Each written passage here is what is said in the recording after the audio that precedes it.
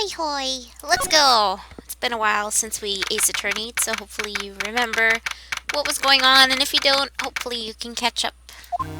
I'm sure they do enough flashback stuff that you should be able to know. Gotta get ready to voice act, sorry. Good morning. Good morning. Off to a great start. Can't even weed my wines. Good morning. Oh, are you by yourself?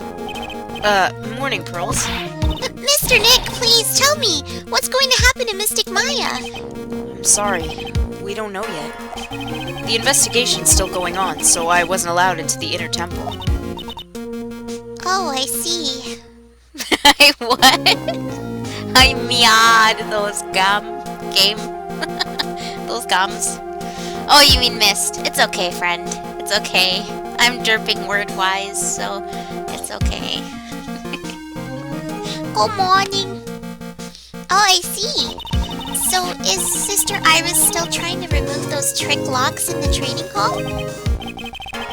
Oh my gosh, that's true, because you're playing Danganronpa. Two similar types of games. No, she's the defendant in this case, so she can't be at the inner temple. She's required to be here in court.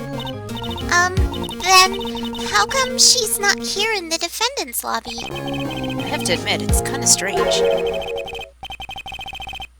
If you're looking for Iris, she's in the prosecutor's lobby. Edgeworth? Ah. Edgeworth? Ed. What's Iris doing over there? She's going over today's testimony with the prosecutor as we speak. Today's testimony? You heard me. Iris is going to be testifying as a witness for the prosecution. Wait, what? The prosecutor's squeezing her for a confession. Or so I heard. Franziska von Karma, what are you up to? I know what you're thinking, but Franziska isn't going to be the prosecutor today. What? Then who is? Who else would it be but Godot? Godot? Franziska's engaged in some important work at the Sacred Cavern. The Sacred Cavern? You don't mean that she's... Exactly. She has been out there all night, trying to remove those trick locks. With the head nun's assistance, naturally. We estimate that the last of the locks should be taken care of in about 3 hours. Oh my gosh. What?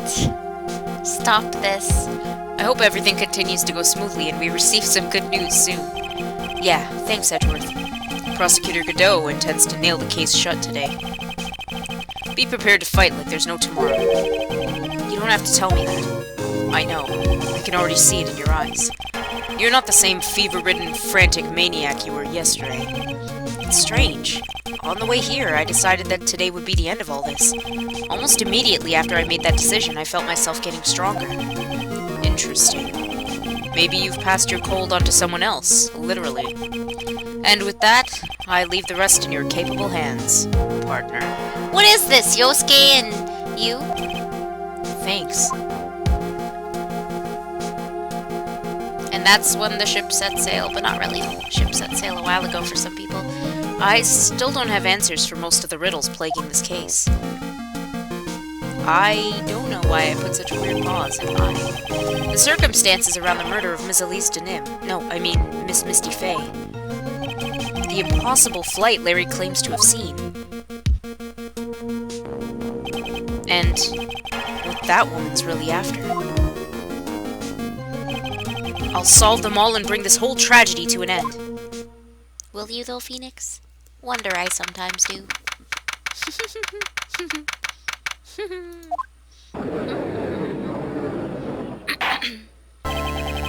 Court is now in session for the trial of Iris of Hazakura Temple. Doesn't have a last name. Your Honor? What are you... Who, me? Well, my little brother came to visit me in my chambers earlier this morning. All of a sudden, in the blink of an eye, he developed a scorching fever and fainted. Therefore, I'll be standing in for him. I see, Your Honor. So they're brothers, that explains a lot. My poor brother, he looked a bit pale. Not to mention sad that he couldn't be here. I can't help it. It is impossible to predict what the future has in store for any of us. This is precisely why people feel the need to judge the past. And we of the court have been charged with the solemn duty of passing such judgment. Well said, Godot. I mean, Mr. Godot, goddammit. I understand exactly what you said. At least up until the end, anyway. Now then, Mr. Godot, please proceed with your opening statement. Humans are fragile, fickle beings. Our hearts change with the shifting of the tides. There is only one thing that remains a constant in this crazy world. Coffee.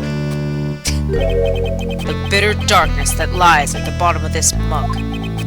So then you mean... forget it. What do you mean?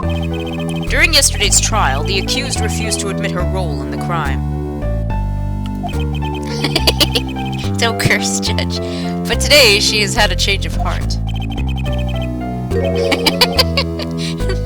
It's like informal. Godot, Mr. Godot. Sister Iris of Hazakara Temple has a confession to make. Confession? The defendant? Iris, why didn't she discuss this with me first? Because she's a butt. Probs confirmed. Fact. Very well. This court will now hear the defendant's confession. Upon meeting a beautiful lady, always ask for her name and profession. That's one of my rules. My name is Iris. I am but a simple nun undergoing training at Hazakura Temple. Witness, is there something that you want to confess to? Yes, but first, I want to apologize to Mr. Wright. Hey, that one guy. I can't continue lying to everyone anymore. It's alright. What is it? Mr. Wright, I have to admit that I did play a part in this terrible incident. Are you actually confessing? Are you saying that you were the one who murdered Miss Elise Denim? No, I'm not, Your Honor. But I dealt with the cover-up after the murder took place. After her spirit left, I took the lifeless shell of Mystic Elise and carried it to the Hazakura Temple courtyard where I desecrated it. What? Uh-oh.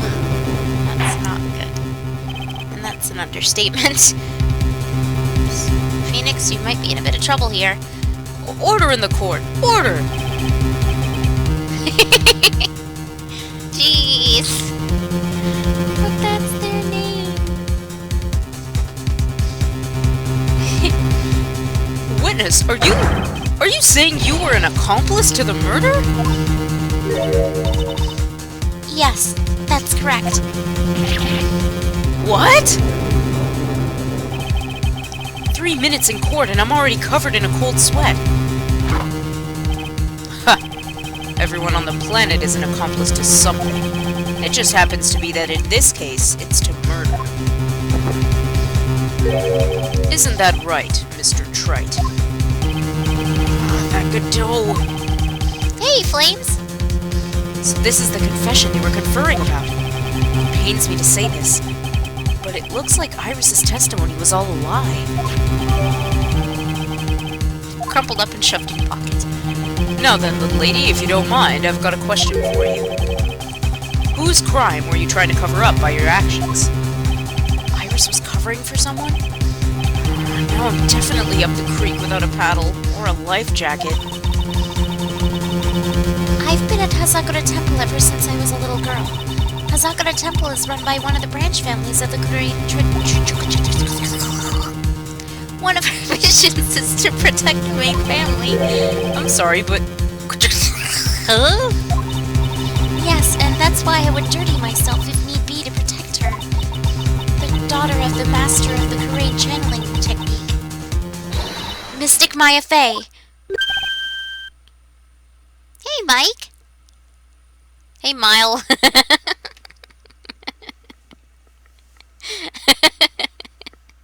Huh? That was a snake noise? Oh my god. I was just imitating what I did with Iris, but okay. Wake up and smell the coffee, Trite. Oh. I just totally missed what Phoenix said. I was busy laughing at you. Order in the court! So not only did you witness the murder, you know the name of the murderer! I'm terribly sorry, but it's true. I saw her commit the crime with my very own eyes, and then I cleaned up the area to try to protect her. That's ridiculous! Maya could never do... The defense will refrain from commenting until the appropriate time. Now, witness, let's hear your testimony. What exactly happened on the night of the crime? Yes, Your Honor. I thought I was prepared for the unexpected, but I never imagined the case would wind up going in this direction.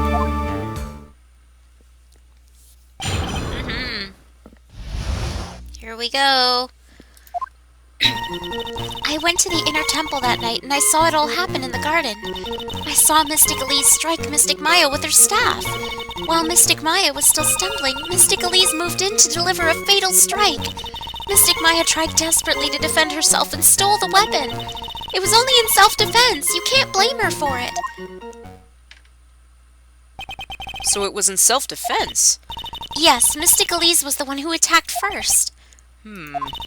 That's why I tried my best to protect Mystic Maya. You moved the victim's body to the temple so that Maya wouldn't be suspected. Isn't that right? Not bad. You've got the instincts of a true criminal. You've been struck by a true criminal. I know it's a smooth criminal, but still. Something's not quite right. I'm sure it was established yesterday that Iris never went to the inner temple that night, and that the person who did go was that woman. Iris even admitted it. Now then, Mr. Wright, please proceed with your cross-examination. Will do. Let's do this.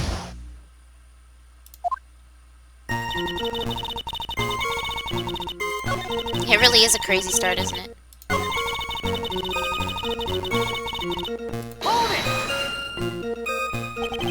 Close enough. She moved in to deliver a fatal strike? Yes, I'm sure of it. She threw down her staff and reached into her robe for a weapon. Wait a minute. What was this weapon? It was some kind of dagger. A dagger, huh? And Elise Denim tried to stab her with this weapon? To kill Miss Fey? Yes, exactly.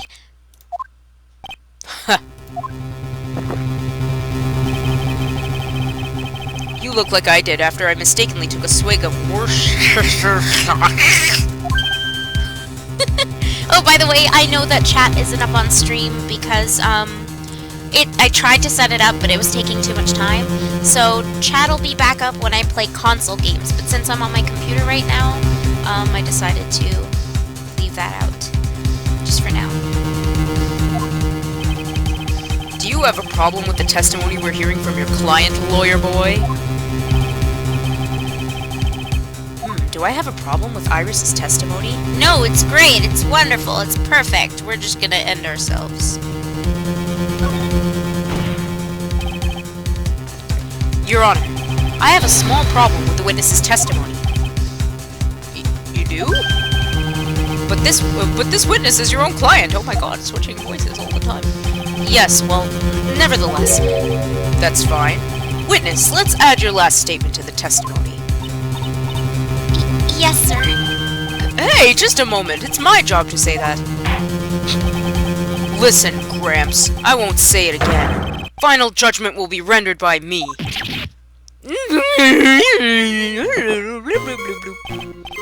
Okay, now, let's continue.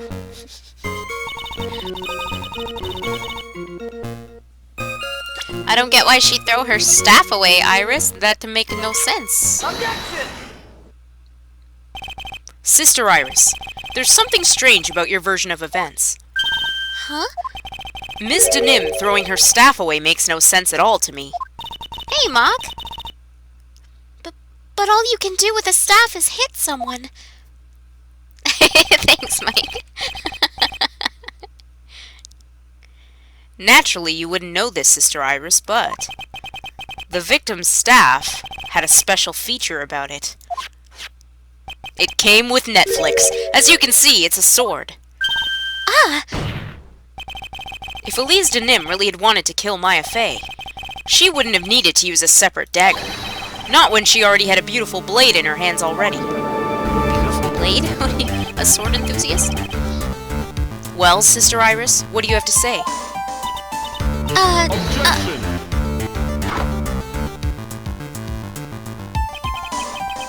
That was an impressive bit of investigating, trite. I never would have thought there was a sword hidden in that staff. Netflix and staff. But even so, how should I put this? Exclamation mark! A long sword is unwieldy and thus quite ineffective in close quarters combat. Maybe that's why she chose a dagger over her braid. Her braid!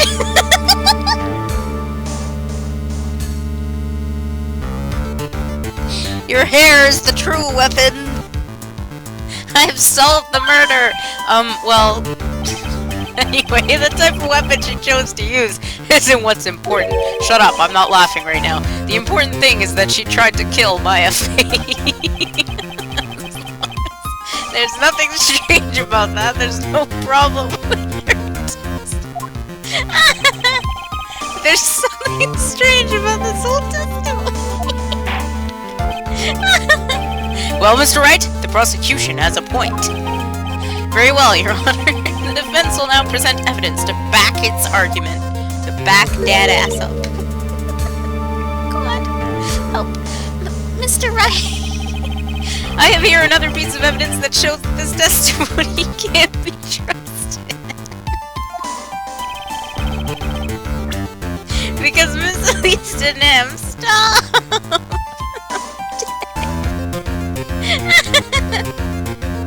Would never attempt to take the life of Maya Fey. Oh, why am I laughing about that? For a second. Woo! Yeah!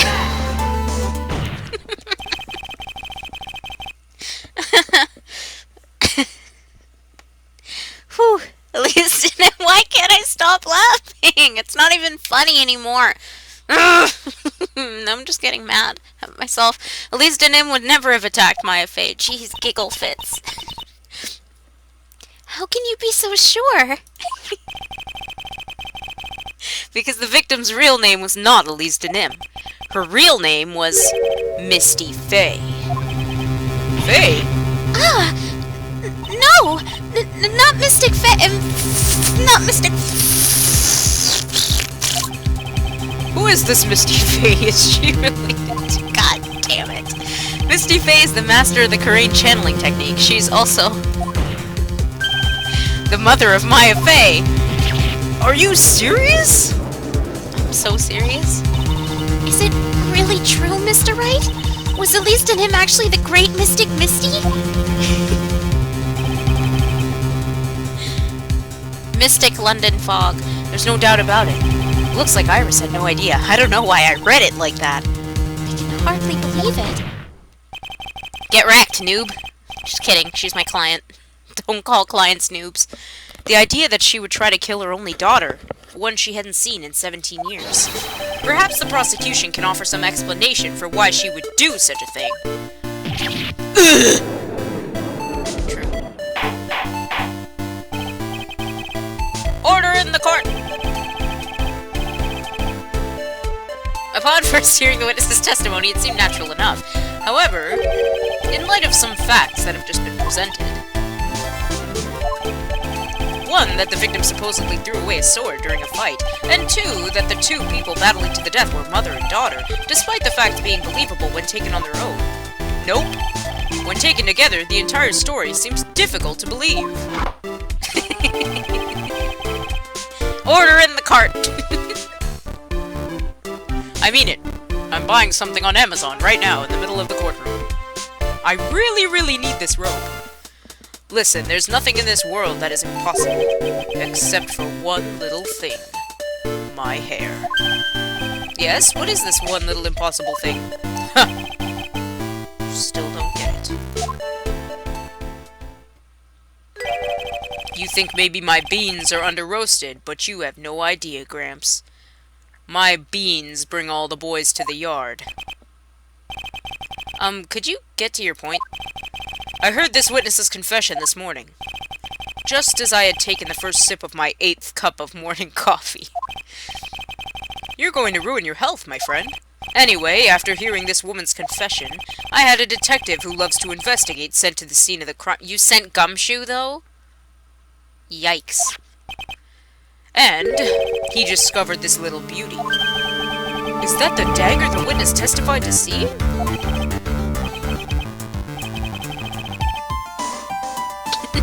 You're really messing up all the faces today.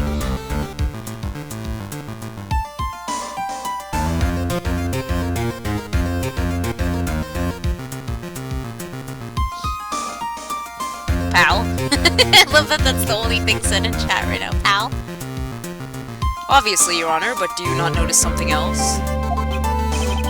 Now that you mention it, if you look closely, there appears to be a blood stain.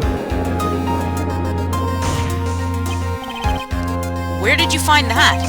I didn't see that when I investigated the crime scene. Of course I have faith in Gumshoe. I'm his biggest fan, pal. Praise the gym shoe.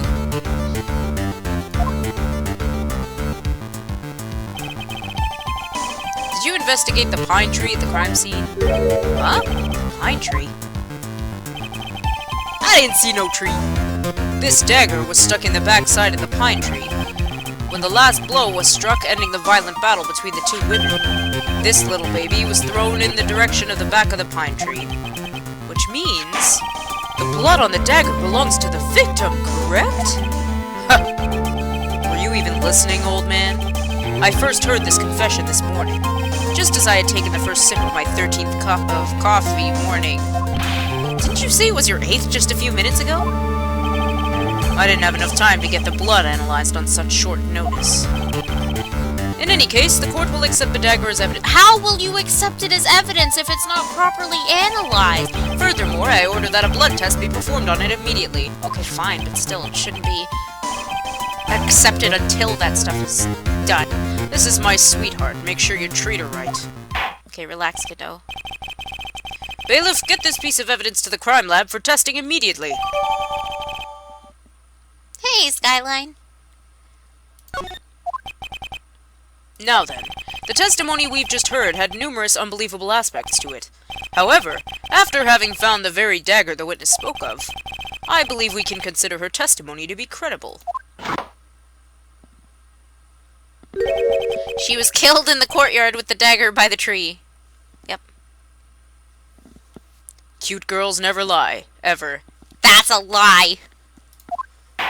And you know it, Godot. In any case, witness, if you could please testify again to this court. About what, Your Honor? About the incident you saw. The battle between the two women. Yes, Your Honor.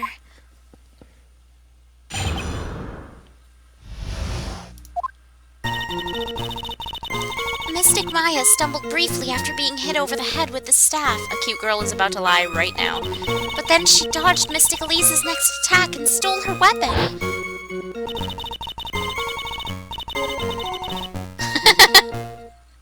Nope. Suddenly, Mystic Elise was the one on the defensive with her back to the stone lantern. I just stared all over that sentence.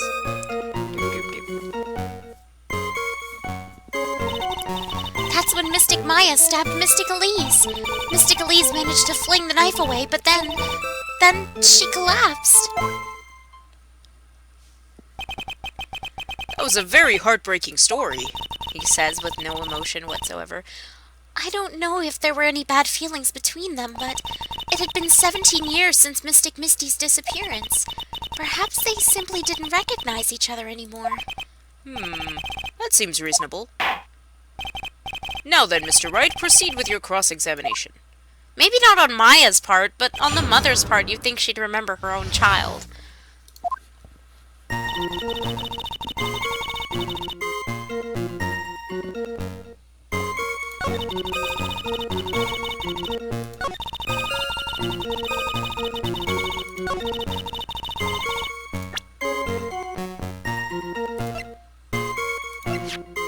Objection!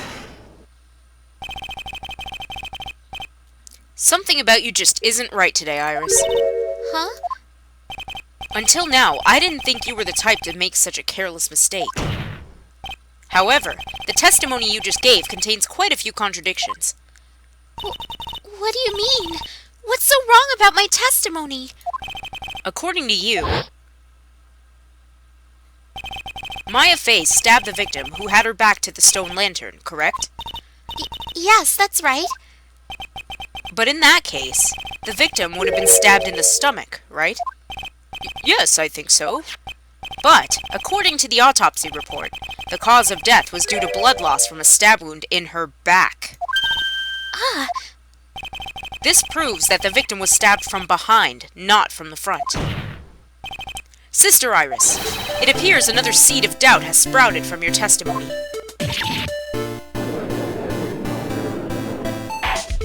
just whatever I feel like, mostly. What? What is the meaning of this, Mr. Wright? Huh. It's simple. People are like books. We've all got a front and a back. You get my drift? Is that all you have to say? I can also say that darkness loves to play with the human mind. Are you okay, Flames? Could you please knock it off with the cheesy proverbs and illogical metaphors already? The point is, too much of this testimony just doesn't make sense. Throwing away a useful staff, the people fighting being mother and daughter, and now she falsely claims the victim was stabbed in the stomach. There certainly are some inconsistencies. Well, Iris, how about it? Well, it's just... If you ask me, you're just being too naive about the whole thing. What do you mean?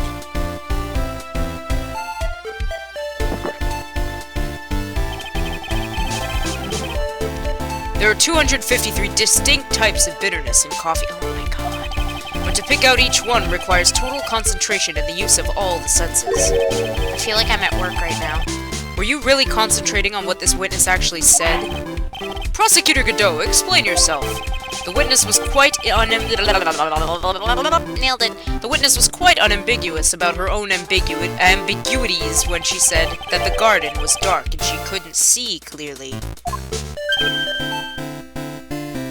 Aw, same here. I hope you feel better too.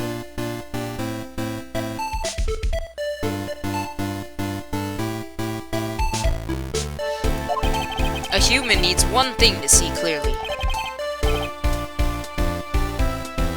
And that is light. Light.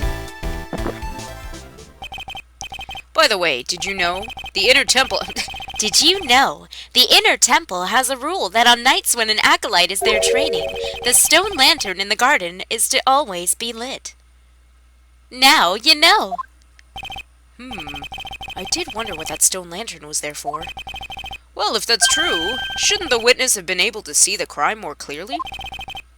Normally, yes, Your Honor, but according to the head nun, Sister Bikini, on the night of the crime, it was impossible to light that stone lantern. Impossible? It hadn't been used in a long time, and the wick was no good.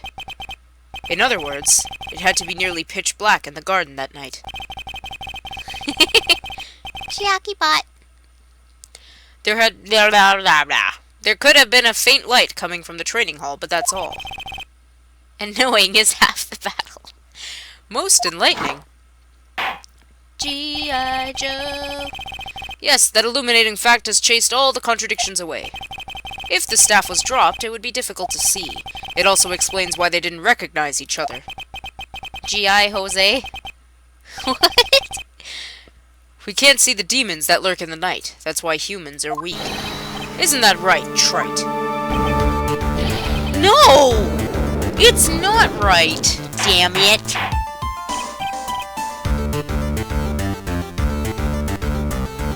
Order, order, order! Here, Your Honor. Let me present the stone lantern into evidence. Maybe it'll rekindle the flame of truth in your mind. Oh, shut up, Godot. Why is the judge just sitting there with that look on his face? What's wrong, Your Honor? Was that flame too hot? This lantern! There's something written on it! Why, it's written in blood! Oh boy! So the judge didn't know about that yet. I think he meant ooh boy and not oh boy. Written in blood. It says Maya upside down. Good to know the judge can read still. Oh, yes, that's right. After being cornered and then stabbed by Mystic Maya, Mystic Elise didn't fall down right away. She must have been writing that on the stone lantern behind her. With the blood that was draining out of her body.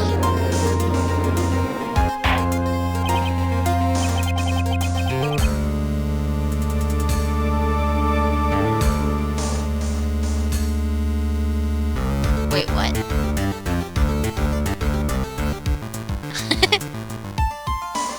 It certainly looks that way. Hang on just a minute. What are you all talking about? What do you mean, what are we all talking about? We're talking about the message written in blood. Nonsense. This lantern. It's as clean as a whistle. Could it be? He can't see the bloody writing at all? Now that I think of it, he did say something to me yesterday. My eyesight's pretty messed up. Even with these huge goggles on my head, I still can't see everything. So that's what he meant by that. In any case, this is obviously an important clue. We now know that the crime scene was dark, and that the victim scrawled this message on the stone lantern. Well, Mr. Godot, any further? Anything further, not any further. Mr. Godot? Okay then, let's move on. Godot's literally shaking, and somehow, I don't think it's from caffeine overdose. I believe it has now been established that Ms. Denim was killed by Maya Fey. That's just wrong! Now it's time to turn our attention to you. Yes, sir. After the victim died, you did something, didn't you? Let's hear it. We're all ears. Ouchie.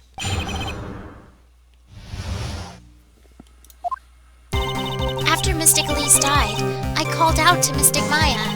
I thought it was my duty to protect the future master of the Karain tradition, so I removed the body from the inner temple by myself. I dragged it behind me all the way across Dusky Bridge. Then I used the snowmobile to carry it back to Hazakura Temple, and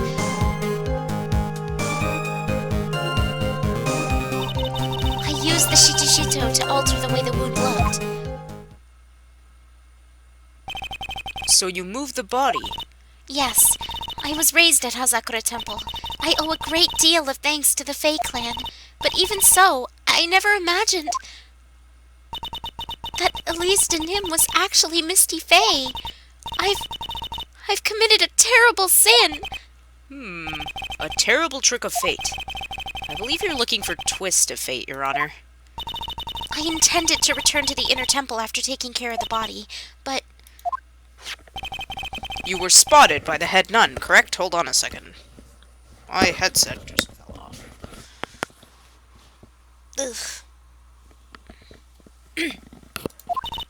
Yes, and that's why I couldn't go back. Your story makes sense, I suppose. That's okay, Mike. Hope you have a good one. Thanks for popping in. Mr. Wright, go ahead with your cross-examination. Thanks, Mike. Yes, Your Honor.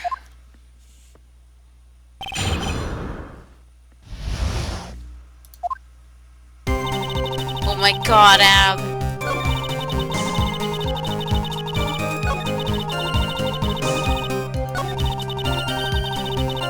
You too, Mike.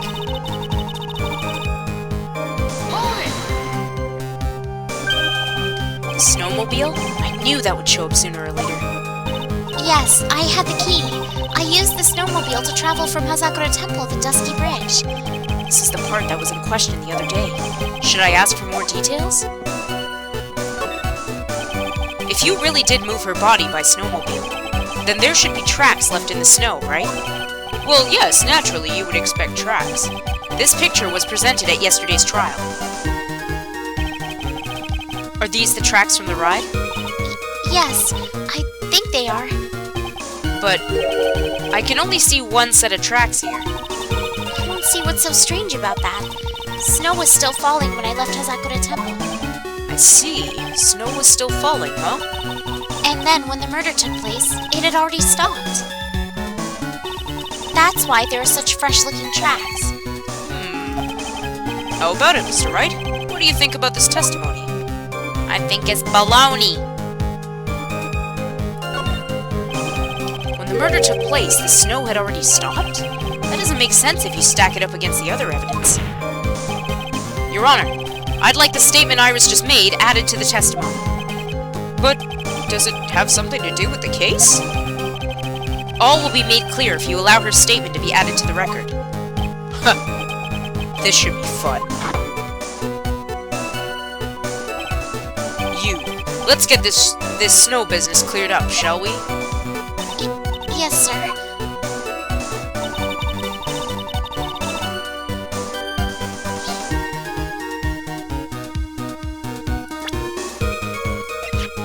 Objection!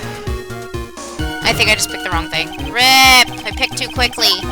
I picked too quickly! Leave me alone!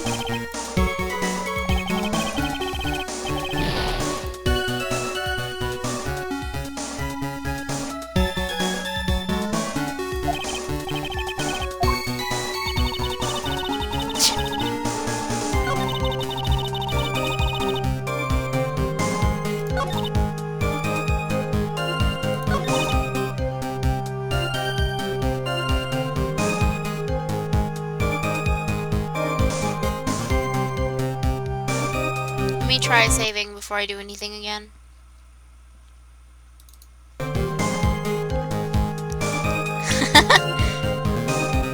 think this is right. Objection! Yep, got it. You claim that the snow had already stopped when the murder occurred. But I'm sorry, Iris. That just isn't possible. What? This is the weather data from the night of the murder. According to this, the snow didn't stop until 10:50 p.m. But you couldn't have crossed Dusky Bridge at that time. Why do you say that? Because 5 minutes before the snow stopped, Dusky Bridge was struck by lightning and had caught on fire. What did you say? The bridge, it was on fire? You don't mean to say you didn't know about it? It was because of that lightning strike that the bridge burned down. What? But it can't be. Looks like you still haven't figured it out. No matter how hard you try to deceive or conceal the truth, you can't pull the wool over the eyes of a real defense attorney. No! Order! Order! Order! The bridge was already on fire when the incident took place. That's right, the inner temple was already totally cut off from the outside world. There's no way she could have crossed the bridge, body or no body. Witness, even my patience has its limits. Any further lying and I'll find you in contempt of court. Do you have anything to say for yourself? Objection!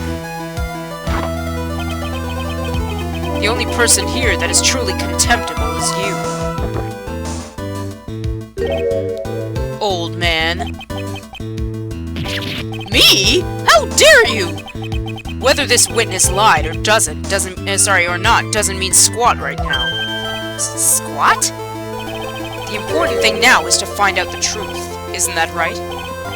Yes, of course, but whether it was snowing or not snowing, or whether the bridge was burning or not. Oh, the game volume's really low. Can you guys hear it okay? I'm gonna turn it up a little bit. Sorry about that. It was from last time, the game we were playing last time. There are two facts that can't be disputed. First, the body of Elise de Nim was discovered in the Hazakura Temple courtyard. And second, the head nun, Sister Bikini, witnessed Iris desecrating Elise de Nim's body. Volume was fine. Is it okay now, though?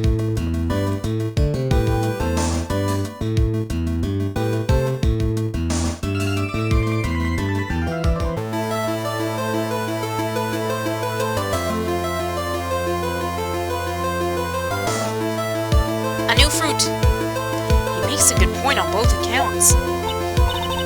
That's right! I'm not lying! What are you claiming this time? I wasn't myself at all that night, so my memory is still somewhat hazy. Objection! You've stood at that witness stand and testified this entire time. Are you telling us now that your memory of that night is hazy? Objection! Thanks, guys. It is only human to err. If you're so perfect, Trite, maybe you could explain this for the court? What is it? When the murder happened, the bridge had already burnt down.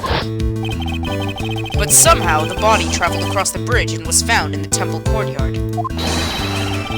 Perhaps you have some kind of perfect explanation for this little magic trick? Well, not exactly, no. I know there must be some other way she got across that burnt-out bridge. But unless I can somehow demonstrate it, we'll never know the truth. Rip. Looks like the defense is not prepared to offer a suitable explanation. You see what I mean? In other words, you're in no position to suggest that this lady's testimony isn't the truth. Ah! Alright then, witness, let's hear your testimony once more. About what, Your Honor? You've admitted that you moved the victim's body. Nevertheless, your prior testimony contained a rather large inconsistency. Please add an explanation for that to your testimony. Yes, Your Honor. Will this be her final testimony?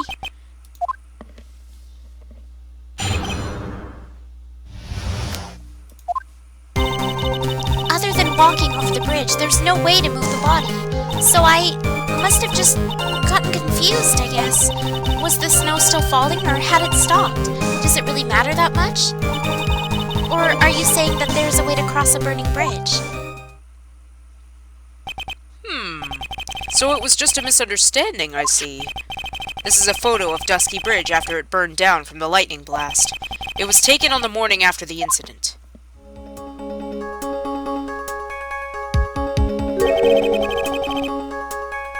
It certainly was burned to a crisp. And one of the suspension wires is gone. It's amazing the whole bridge didn't fall.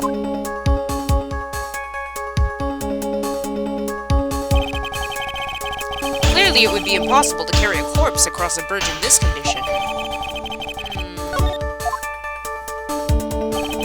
Unless I do something to discredit the testimony, it's going to be deemed as the truth, and Maya will be accused of murder. Trite, I'm only going to say it one more time. It's only human to err.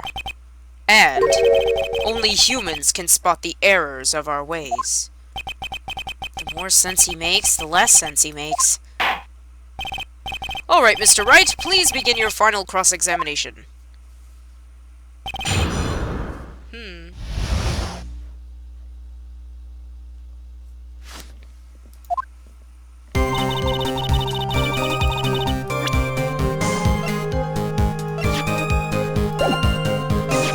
Objection! A dead body flying over a burning bridge. I wouldn't exactly rule out the possibility. What? Huh. You're saying it's possible? Don't make me laugh. The only thing that's possible about your claim is that it's been pulled out of thin air. I don't know about that. In any case, we have a witness who did see it happen. Preposterous! Spit, spit, spit. Who is it? Who is this witness? Who is this witness, Tigan? I can't chicken out here. I've gotta keep on the attack and go, go, go. Miss Elise Denim's brilliant and highly gifted apprentice, Maurice Denim. Brilliant and highly gifted. Apprentice? Remember what he said in his testimony? That night, he was at the Mountain Shack, Heavenly Hall. And that's when he witnessed the event. I think you've all seen this sketch before. It's an exact drawing of what he witnessed that night. Are you serious? Today's not April Fool's Day, is it? Mr. Wright, are you seriously claiming that the victim flew through the air? And you're using this pathetic scribble to support your argument? Uh-oh. The judge looks like he's about to blow a gasket. Huh. Well, Trite, there's nowhere for you to hide now.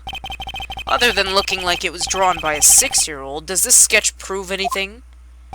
Yes, I'm pretty sure it does, and I'm going to prove it. Listen, I know your tricks. You're trying to turn this whole thing upside down. If you're so eager to turn this case upside down, why not start with this sketch? Upside down? Why did Godot say that? Alright then, let's hear the defense's theory. What exactly is this sketch trying to show? I don't think old Whiskerface is going to forgive any more mistakes. Alright, Phoenix, look carefully and think it over. This sketch drawn by Laurice Denim is... Does that say a complete failure? What? Evidence of nothing. Oh, a complete contradiction. Exactly what happened.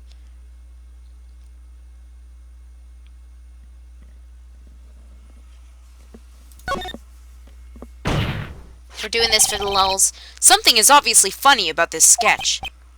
I'm no art critic, but even I can see that. No, that's not what I mean, Your Honor. Laurice Denim stated it over and over, that this sketch was exactly as he saw it. However, if we're to believe his testimony, then the sketch contradicts reality as we know it. It contradicts reality? This is getting interesting. Looks like you're back to that finger-pointing thing again.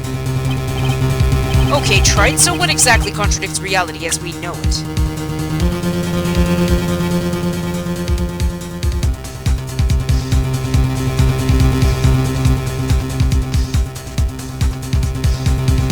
Oh no, this isn't sorry, I was supposed to pick exactly what happened for the funny and I didn't pick it, I'm sorry.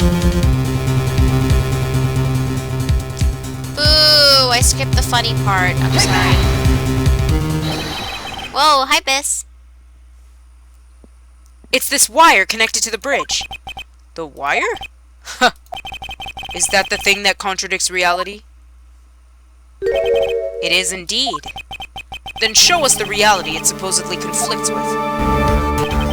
Show us something that'll point out how the sketch contradicts reality.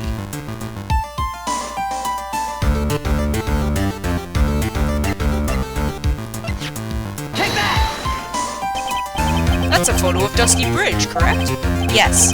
Now, compare the sketch and the photo for a minute. In the sketch, the wires appear to be above the guard wires. But on the actual Dusty Bridge, Jumpin' Jehoshaphat! The wires are below the guard wires. What? Order! This sketch is somewhat different than what's depicted in the photo.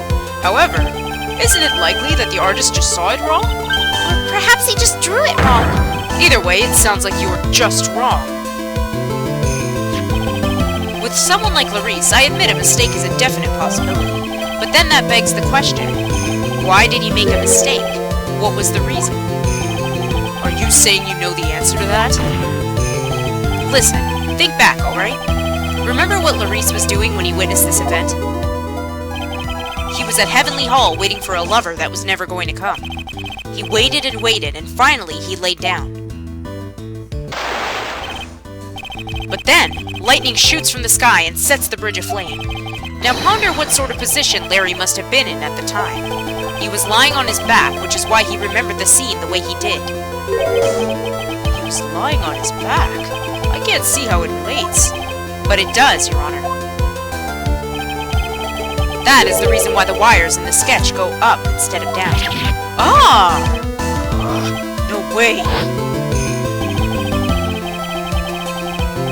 Laurice Denim witnessed the event while he was lying on his back, face up.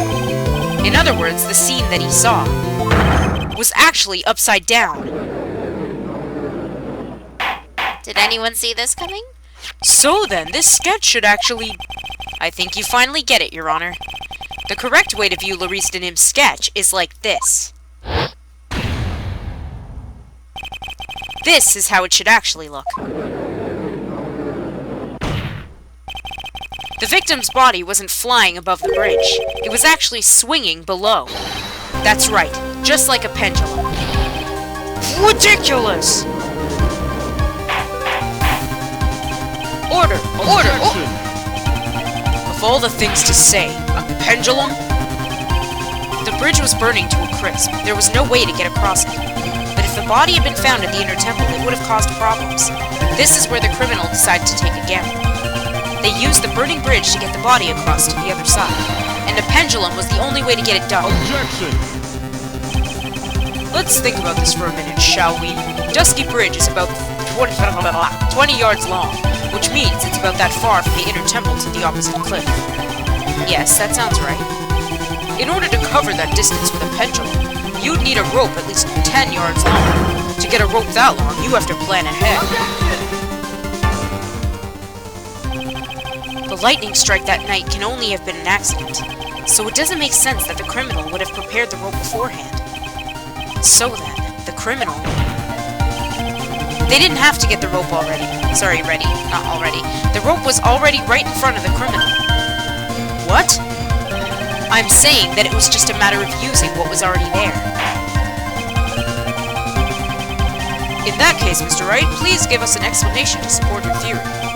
What makes you think the criminal had the rope on hand to create a pendulum?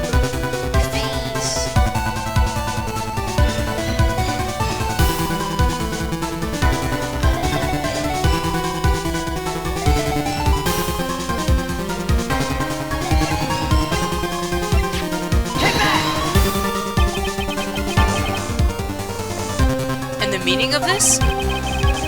If you want to know where the rope came from, it's hanging right there in front of your glorious beard. Ah! This is one of the wires from the bridge. When the lightning struck the bridge and set it on fire, one of the suspension wires came loose from its anchor. The criminal didn't have any time to waste, so they tied the wire around Elise Denim's body.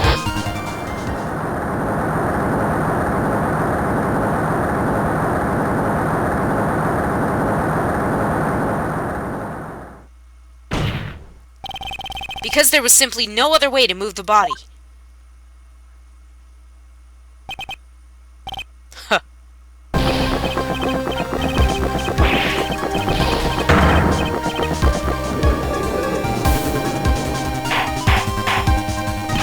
Mr. Godot? It seems that Mr. Godot is more focused on his coffee than answering my question. It seems that the odds of a rope being readily available were very high, so I suppose that it's not an impossibility after all. Objection! Possible or impossible? That's not the question we need to ask. There's only one question. Did that really happen? Trite, I wonder if you could prove what happened was. Do you have any actual evidence that the body was swung over like a pendulum?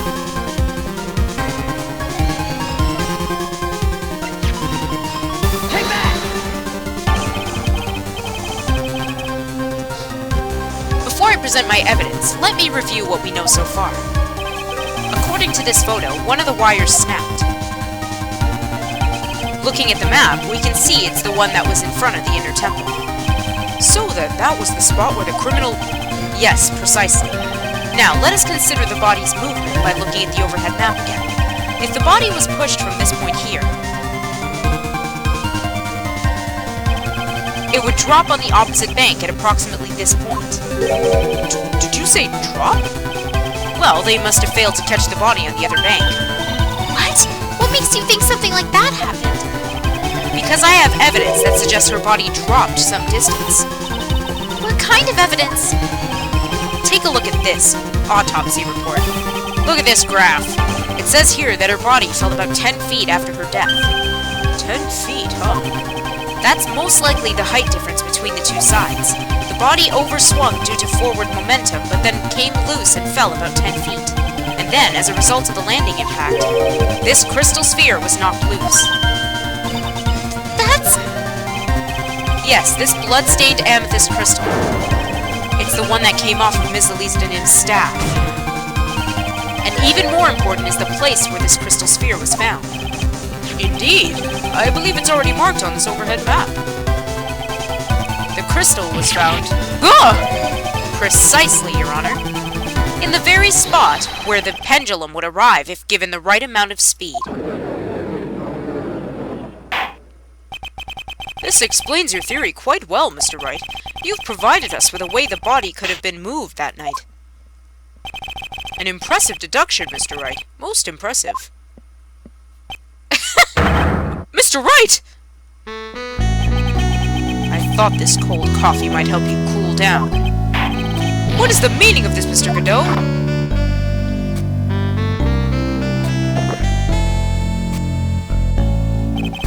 That was a dark and bitter guess that you made, Trite. But you forgot about one thing. Oh, and what would that be? The aroma. Huh? A coffee's most reliable accomplice is its deep and profound aroma. The rest of the court doesn't speak coffee-nese. Can you elaborate a bit more? If the criminal had sent the body to the other side, like you say, then naturally there must have been an accomplice laying in wait to catch it. An accomplice? The criminal wasn't able to cross Dusky Bridge. So who collected the body? What do you have to say about that, Trite?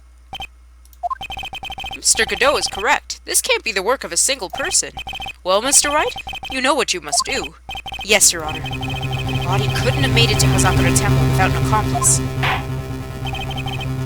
Very well then, if you please, Mr. Wright. Who was the person that received the body on the Hazakura Temple side?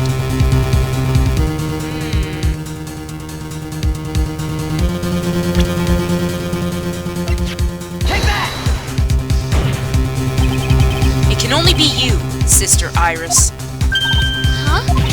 Ah! But I don't see why you're so surprised. The only way to transport the body from Dusky Bridge is by snowmobile. But with her bad back, Sister Bikini could never pick up a body like that. You're the only one that could have managed it. Objection! Trite, were you even listening to the witness's testimony? On the night of the crime, this little cutie pie was on cleanup duty in the inner temple garden after the mother-daughter blood war. I haven't forgotten, but have you, Mr. Godot? This witness was also seen at Hazakura Temple, desecrating the corpse of the victim. Strange indeed. It's almost as if, on that night, the defendant was in two different places at the same time. Sister Iris, let me ask you something. Why didn't you mention it when you first gave your testimony? mention what? The pendulum, of course. Using this sketch drawn by an eyewitness, I've established how the body was moved during the using the burnout bridge, which means it's now a fact that this occurred something you should have already known. No, I had no idea. I didn't know anything about a pendulum. But the body couldn't have been passed along to the other side without your help. So you should have known about it. In fact, it'd be impossible for you to be clueless about this whole thing. Unless you're not really Iris to begin with. What? How can you say that, Mr. Wright? What? What kind of nonsense is this? You're saying this witness isn't Iris of Hazakura Temple? Objection! Are you serious, Trite? You mean... this woman is... There's no one besides Iris that could have received the corpse that night. Now I get it. Now I know I've been sick to my stomach during this trial. Why her whole demeanor changed so suddenly from yesterday. Why she's trying to pin this murder on Maya. The woman that's standing there at the witness stand. Her real name is... Take that! I never thought I'd have to utter your name again, let alone see you. It's been a long time, Dahlia Hawthorne. Hawthorne? Sister Iris had a twin sister. And you're looking at her, Miss Dahlia Hawthorne. That name rings some bells. Distant bells, but bells nonetheless. Ha!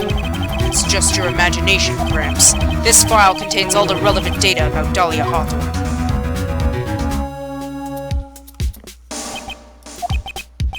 Oh yes, I remember now. That case, 5 years ago. My name is Dahlia Hawthorne. I just want to say, it's an honor for me to be here in your noble presence. The honor's all mine! No, the honor's all mine! But according to this, Dahlia Hawthorne is already dead. It says her execution was carried out last month.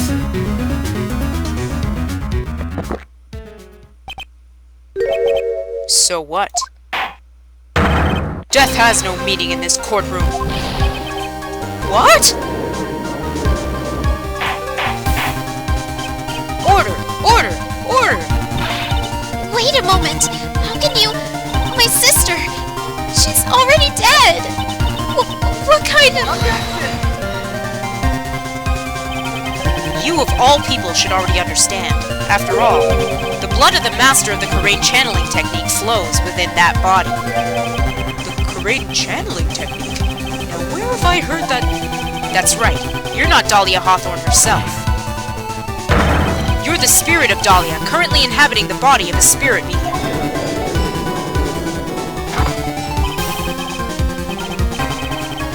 What an exciting story. Exciting, but quite impossible.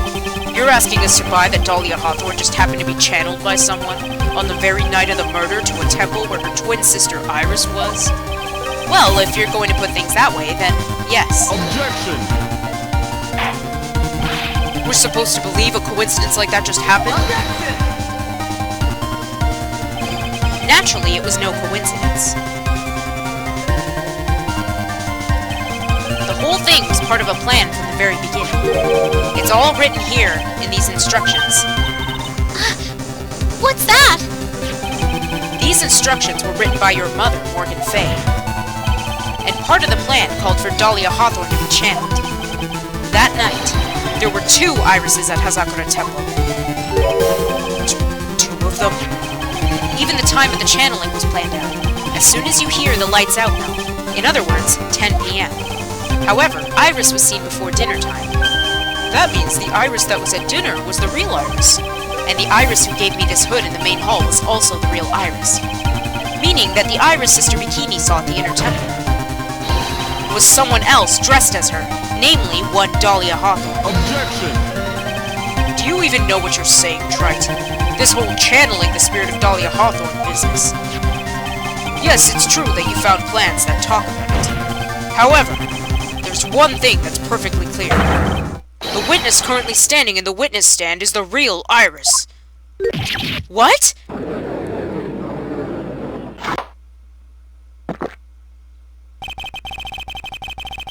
Calm down and remember what you know about the night of the crime.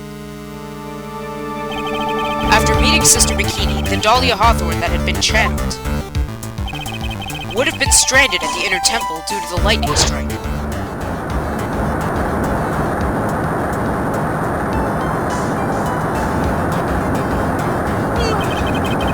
It was later that the body was moved by pendulum. That's right. Naturally, that would mean that the Iris that received the body was the real Iris. Are you with me so far? Yes. After being notified of what happened, the police came to Hazakura Temple Main Hall. There, they found Iris in her room and arrested her. And ever since, she's been under police supervision at the detention center. Yes, I suppose. Can't deny any of that. Phew. Thank goodness. Looks like he's finally convinced. Something still seems off. Way off. I'm still not convinced that the Iris here is the same one from the other night. Huh. I suppose you're about to say something really ridiculous.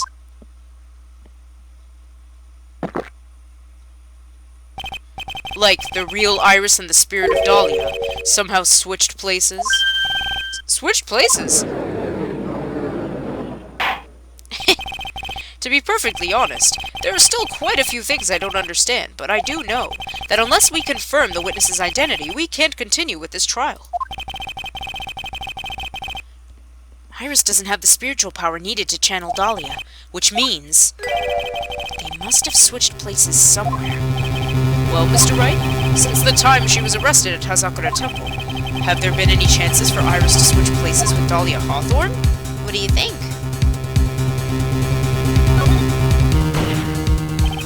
Your Honor, I think there might have been one chance. Oh? Explain yourself. Hey! Yesterday, for a few minutes, Iris's whereabouts were unknown. Unknown? What do you mean? What I mean is, there was a span of time in which Iris was able to move about freely, unsupervised. Well, who was it? Who would give a murder suspect time to move about freely like that? I'm sorry. I know you didn't mean to. It wasn't your fault. The person who gave Iris the chance to freely move about was...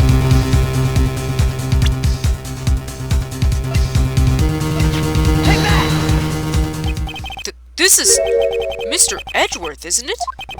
Your Honor, there was a fairly large earthquake yesterday, was there not? An earthquake? Earthquake! Oh my goodness! The inner temple! This kind of tremor might...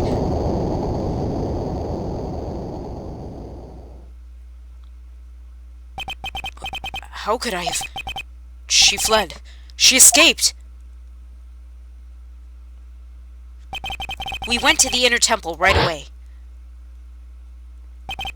And it's true, Iris was already there. However, they had already switched places by that point in time. When I arrived at the training hall, I was met by none other than Dahlia Hawthorne.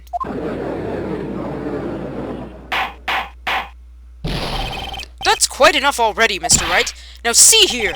No judge in his right mind would consider the idea of spirit channeling and... Be quiet. It's been a long time, Mr. Judge. That voice! Guess I'll have to ask again. Upon meeting a beautiful lady, always ask for her name and profession. That's one of my rules. Dahlia Hawthorne. And my current profession? Permanently retired.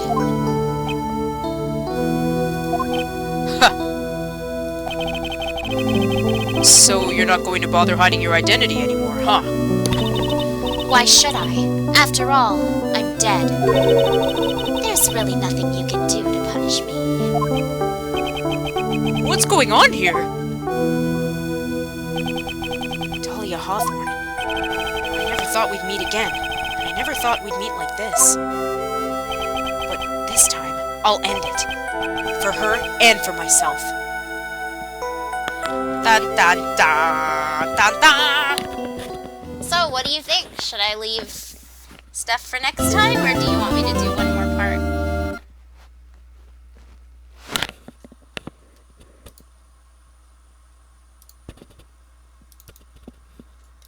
How do we feel?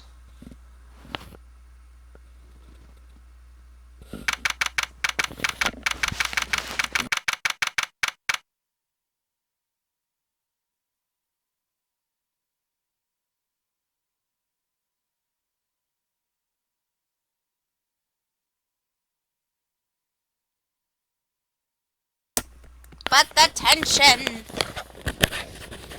Is that a please continue? Let's go. I hope I can keep this up. There's only one more part after this. I hope I can keep it up.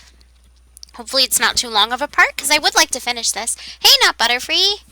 I would like to finish this. I just hope it doesn't take too much out of me. Ooh, it is! Now then, let's continue where we left off, shall we? Well, witness? Yes? How can I help you, Mr. Judge? Well, it seems that if we're to learn the truth... Hey, welcome! We'll need to hear your testimony. I have no problem with that. But when you've seen what I have, sometimes the truth is better left unknown. In any case, let's hear your testimony. Tell us about the plan that was carried out that night.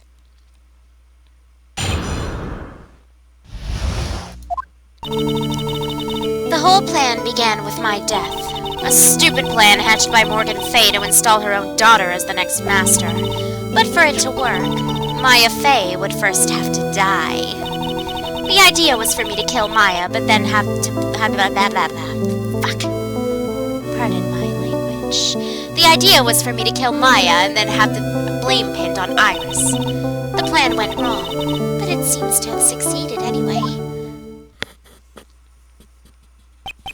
So that means you really are... Wait a minute!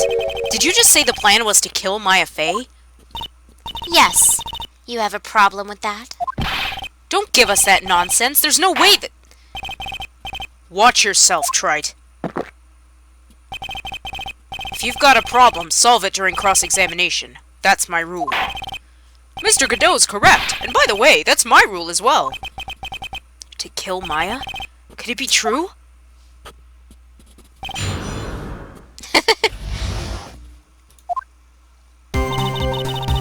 Let's figure this out.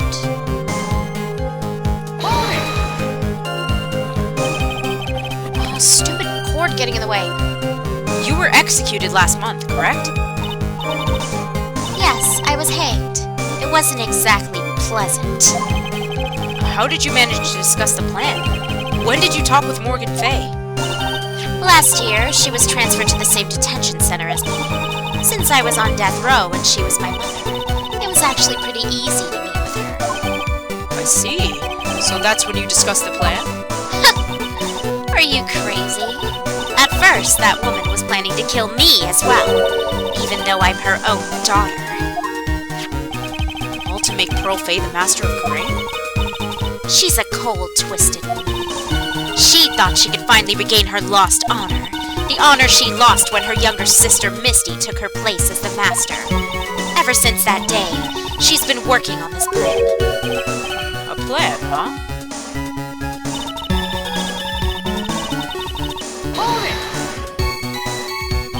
You're talking about Pearl Fay, is that correct?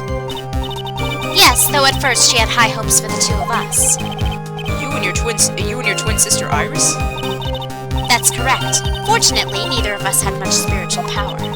That's why we were abandoned by her. Jeez. Along with our father. Abandoned? The only person I ever really cared about in life was myself. My sister was a nuisance, so I convinced my father to leave her at an old temple. You mean Iris? Yes, my father remarried a woman who also had a daughter. The less children you have, the more money there is to go around, right? And on top of that, my father had absolutely no interest in children in general. How horrible. The real horrible one was that woman. That bitter, vengeful woman. It was her stubbornness that gave birth to that child. Pearl Fay. She was born with an abundance of spiritual power, unfortunately for her. Morgan Fay heaped all of her broken hopes and dreams onto that poor child's back. All because of her pathetic dreams of having her bloodline become the main family.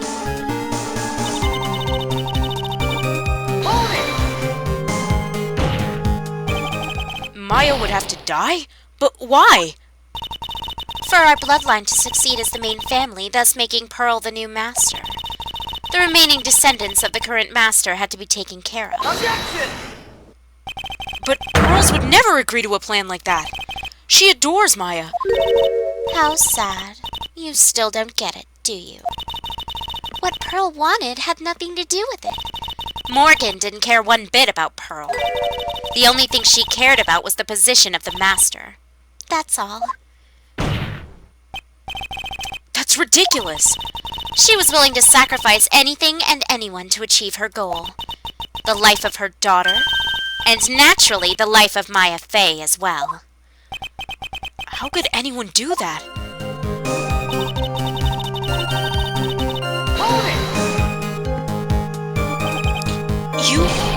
You were going to kill Maya? Pearl didn't need to know anything about it. All she had to do was to follow the instructions in the letter and channel me. Then I would have simply used her body and finished the job. In any case, I'm already dead. There's nothing any of you can do to me. So the plan was to blame the crime on your younger sister. On Sister Iris of Hazakura Temple. She and I look absolutely identical. No one can tell us apart. If someone were to witness me killing Maya, naturally, they would think it was Iris that had done it. And the witness in this case was the head nun, Sister Bikini. I never would have guessed she was going to return to Hazakura Temple that night. But she wound up seeing Iris' crime anyway. But why did you want to pin the murder on Iris in the first place? She's your twin sister, isn't she? Twin sister? Don't make me laugh! She's nothing but a backstabber. I couldn't care less about her. Backstabber? You just don't understand. You never will. Anyway...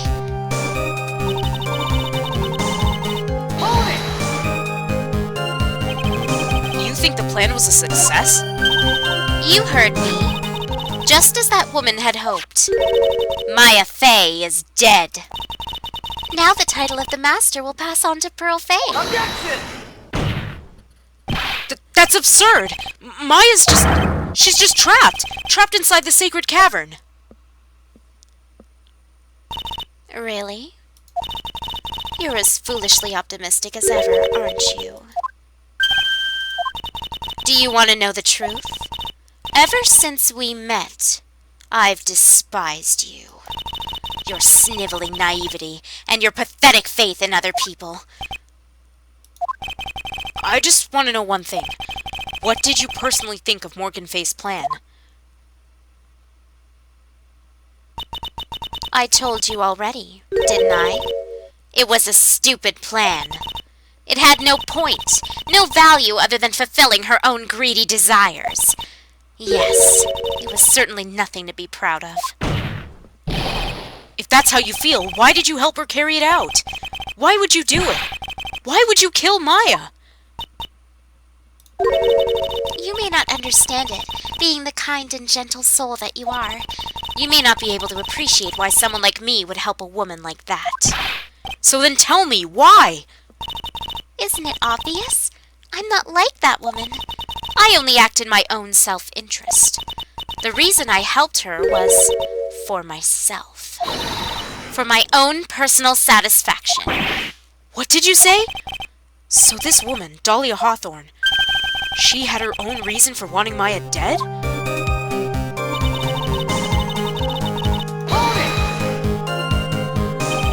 Obviously, it's because you were helping Morgan Fay. Helping? Don't make me laugh. From the day I was born to the day I died, I never helped anyone.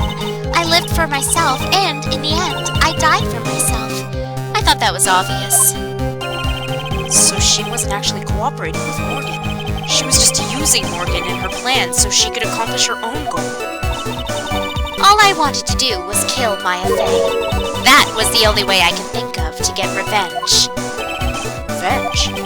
Looks like I have no choice but to present that piece of evidence. I can't believe it. She meant to kill Maya. I've got to keep a cool head. And I need to get more information out of her. It's the only way to understand this plan and what she was after as well.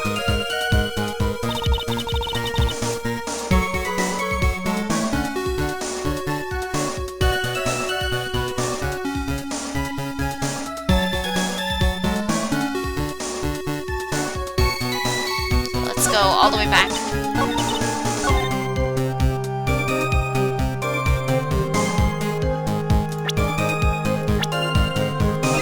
Objection! Could it be that your actual goal had nothing to do with Maya Fey herself? As I said, none of you have the power to punish me anymore. Because I'm already dead. Well, I had the same problem, you see. You can't punish the dead, and you can't take revenge against them either. You wanted to take revenge on someone? I was sentenced to die because of that woman, Mia Fey. I somehow knew this was it. I wanted to send her a message. It was at her hands that I suffered my first humiliation. I wanted her to feel the same pain she made me feel. Sadly, when I realized revenge was impossible, I gave up. And the reason impossible? Was it perhaps because Mia Fey had already died? Yes, and I realized there's only one way to take revenge against the dead. And how do you do that? Even when the body dies, the spirit, the ego, it lives on, forever. I wanted to take away the person that Mia Fey loved most. I wanted to kill her with my own hands. That would be the one and only way I could take my revenge against Mia Fey. That was the reason I helped out with that woman's plans. Just for that? For that you would kill Maya? Your goal was no different than that of Morgan Fey. As they say, the apple doesn't fall far from the tree. What a cruel plan. Cruel, cold, and heartless. Don't waste your time preaching to the dead. I've already told you, there's not a thing you can do to me. That night, at about 9:30 p.m., I materialized into this world.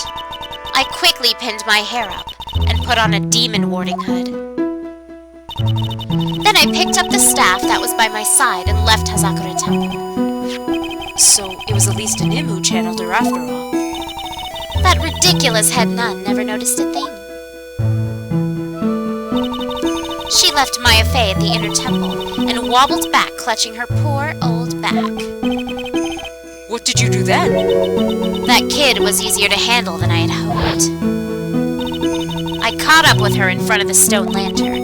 Then I took out the dagger I got from the storeroom and...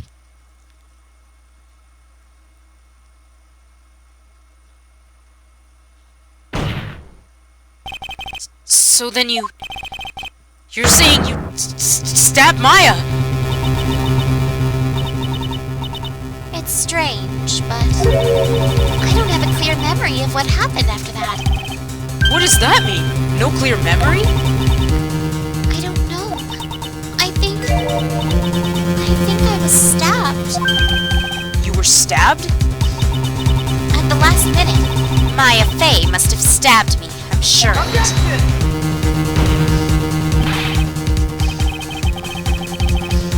That's not like her at all. Maya would stab a french fry with a plastic fork. Anyway, I suddenly lost consciousness. But before I did, I scrawled her name on the lantern. Just as I was passing out, I wrote Maya behind my back. I had hoped it would cast suspicion on her. I can't believe she was thinking of that until the bitter end. That's where my memory temporarily stops. It stops? I don't have any memory of the actual killing Maya Fey with my own two hands. My very last memory was Maya's terror-filled eyes. When I woke up after that, I was in the sacred cavern surrounded by darkness. You were in the sacred cavern? The entrance was sealed with one of those trick locks. Somehow I had been trapped in there. But how did you wind up in there? I'd like to know that myself. Anyway, I was worried. I didn't know whether or not Maya Fey was dead, and I swore I wouldn't return to the underworld until I knew I had killed her myself. For a ghost, you're one tough cookie. I wanted to get out of there and make sure she was dead. But I couldn't do it. I couldn't get out. The trick lock stopped you, huh? I didn't know how to remove it. So then you're saying you were actually confined against your will inside this sacred cavern? Yes, I wanted to get rid of that annoying lock as soon as possible, but it wasn't easy. It kept getting interrupted while I was working on it. Interrupted? It was early in the morning, but someone came into the training hall. What? Who? Could it have been Maya? I thought the same thing, but I couldn't see. Why not? If someone had spotted me, I would have lost my chance to take revenge. So I made sure to hide myself well at the back of the sacred cavern. That morning, only 2 people could have gone into the training hall. Maya and Pearls. Pearls went there to cover the hanging scroll engraving. Excuse me, sorry, I'm sorry. Still, I finally managed to not read that. But I was too late. What do you mean by that? The files had already started to gather. The files? The files. The bridge had been fixed and the police had started their investigation. Oops, nope, it's Godot, goddammit. Naturally, I couldn't go out. So instead, I returned to the cavern and put the lock back on myself. I realized I wouldn't get a chance to see Maya's corpse as I had hoped. But just then, Lady Luck showed up. Lady Luck? After that big earthquake, she showed up, all by herself. The real Iris? She said she'd come to make sure the sacred cavern was all right. Stupid girl. I came out from the sacred cavern and got a feel for the situation.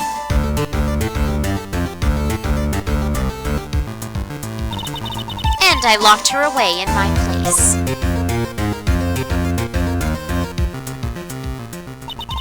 I had finally learned exactly what had happened. It was then that I learned that the plan had actually succeeded. What do you mean your plan had succeeded? I had misunderstood one thing, you see. That night, the one that had summoned me. I had assumed that it was Pearl Fay. Well, of course you would have assumed that. It was written in the instructions. But I was wrong. The person that had actually called my spirit back was Misty Fay, the picture book author. What? Well, that's really the only possibility, isn't it? After I lost consciousness in the garden. Oops. It was her body that was left lying there. Maya Fay. I wasn't able to kill her with my own hands after all. But even so, I made her commit the most vile sin a human can commit. And that is? Matricide. The sin of killing her own mother. No way!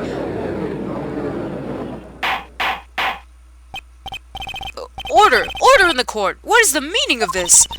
It's true that I was the one who attacked Maya Fay. But even so, the murderer who actually snuffed out Misty Fay's life was none other than your darling little Maya. Objection! Ridiculous! That's nonsense! Are you sure about that? Just think about it. There's even evidence supporting these facts, isn't there? What? What do you mean? What is this so-called evidence? The fact that Maya Fay had disappeared is evidence enough, isn't it? Huh? The idea that she's still in the sacred cavern is just ridiculous. She wasn't able to escape from the inner temple, that much is obvious. In that case, there's only one place she could be. Where? Do I have to spell it out? The bottom of the Eagle River. Where else? Eagle River? Maya Fay killed her long-lost mother. Can you imagine the guilt she must have felt when she realized that? That's why she threw herself into the Eagle River. Most bodies that wind up in there are lost forever.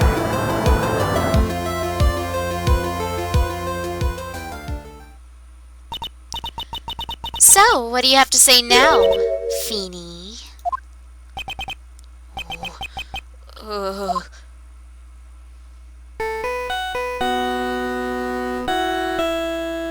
Hey, Turtle!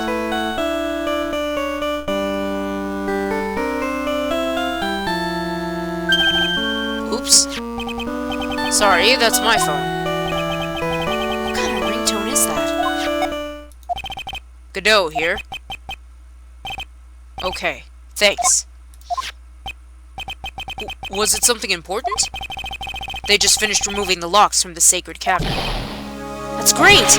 What about Maya?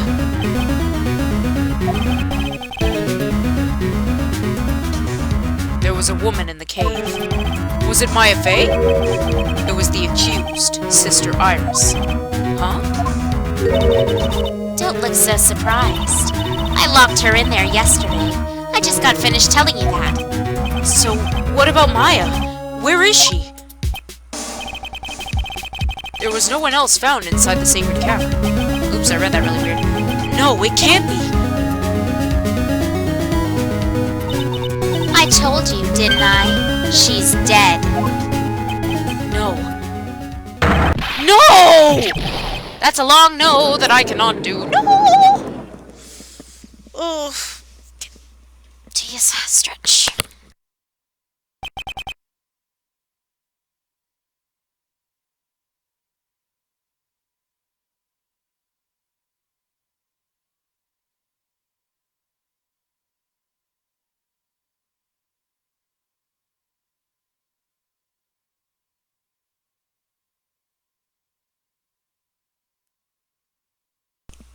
Wait a second. Wait a second. Did somebody say insert Darth Vader's no?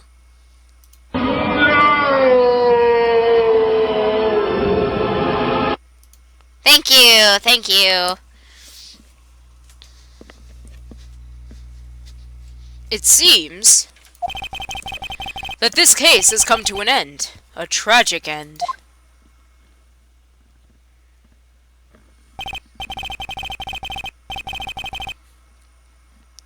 Sadly, it appears the killer of Elise Denim, also known as Misty Faye, was her own daughter, Maya Faye. That's my favorite, no. Overcome with guilt for what she had done, Maya Faye jumped to her death into the raging waters of the Eagle River. It can't be. Ha!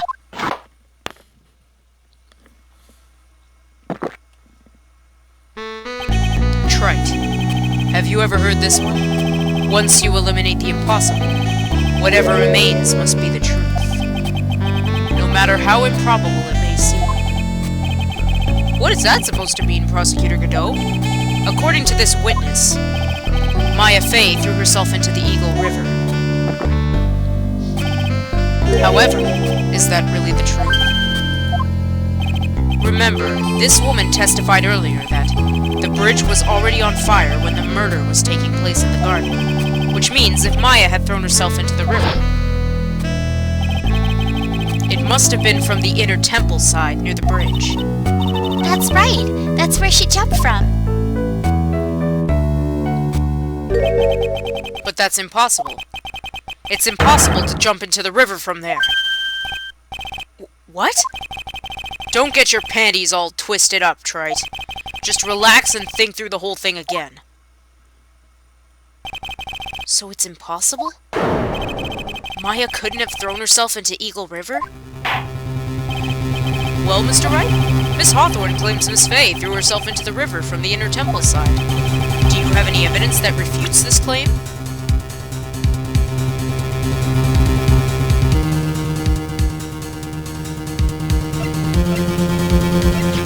Take that! It's impossible to jump into the Eagle River from the inner temple side. No one knows that better than this witness. What did you say? 11 years ago, you jumped into the very same river. Just take a look at this overhead map. As you can see, below the cliff on the inner temple side is a big rock shelf. Oh! Oh! You're right! She wouldn't have reached the river if she had jumped off from there. In other words, if she had jumped, we should be able to see her body in this photo.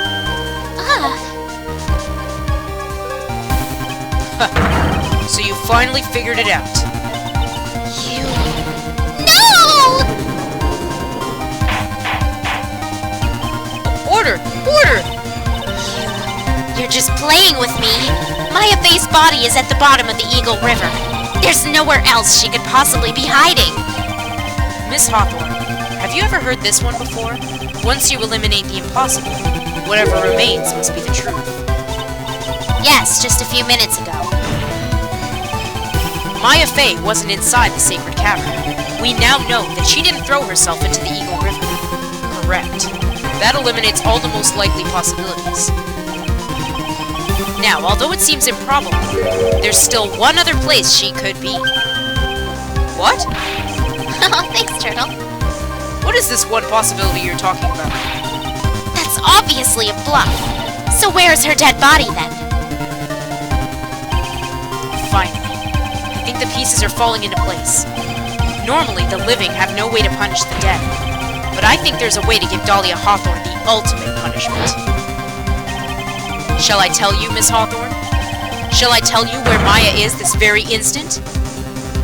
Maya Fey is...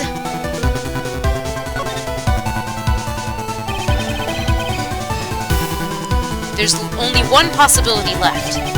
Namely, she's right here in this very courtroom.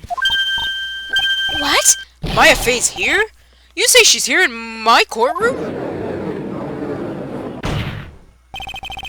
Dahlia Hawthorne, I seem to recall that you said I had misunderstood one thing, you see. So what? But I think there's one more thing you misunderstood.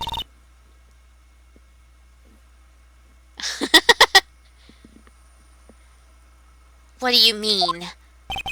Tell me something. At this very moment, who's channeling Dahlia Hawthorne? Why, that's obvious. It's Pearl Fey, that pathetic little sniveling runt. You're wrong. Pearl's tried, but she couldn't do it. I've never failed at channeling someone. This is the first time it's happened.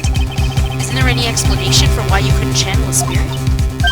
It could happen if someone else was already channeling the same spirit. Someone called me before Pearl did? But who? Pearl's even tried again on the day after the crime, but she couldn't do it. What could that mean? I think the truth is becoming clearer to you right about now, am I correct? It wasn't Pearls that channeled you. There was someone who called you before she could. Take that! This is an easy one. Pearls couldn't do it, and Misty Fey is gone. There's only one possibility left. Come on already, I can't stand the tension! Judge, literally voicing everyone's opinion in the chat. Dahlia Hawthorne, the person channeling you right now must be... Maya Fey! Aw, thanks, Mari. What? She's gonna lose her shit. But how could that be? Remember what this witness Dahlia Hawthorne said about her goal. She said that her goal was to kill Maya Fey. Yes, that's right. But if Maya channeled the spirit of someone that was trying to kill her... Well, Gramps, what would happen? Could it be? Looks like you finally understand, Your Honor. Well, I don't. What are you going on about?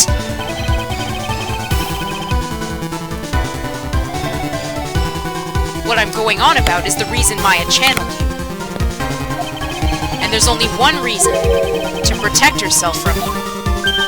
To protect herself? From me? Yes. On the night of the crime, you were only interested in one thing. Killing Maya Fey. The path to the inner temple was closed off and there was nowhere for her to run. So then the problem became, where would be the safest place to hide? You mean that's when she channeled me? All along you thought you'd been channeled by Pearls. That's why it never occurred to you that Maya's hiding place was you. No! No! Don't say that! You're saying that I was played for a fool by that little whelp? Maya Fey killed herself, isn't it obvious? Objection!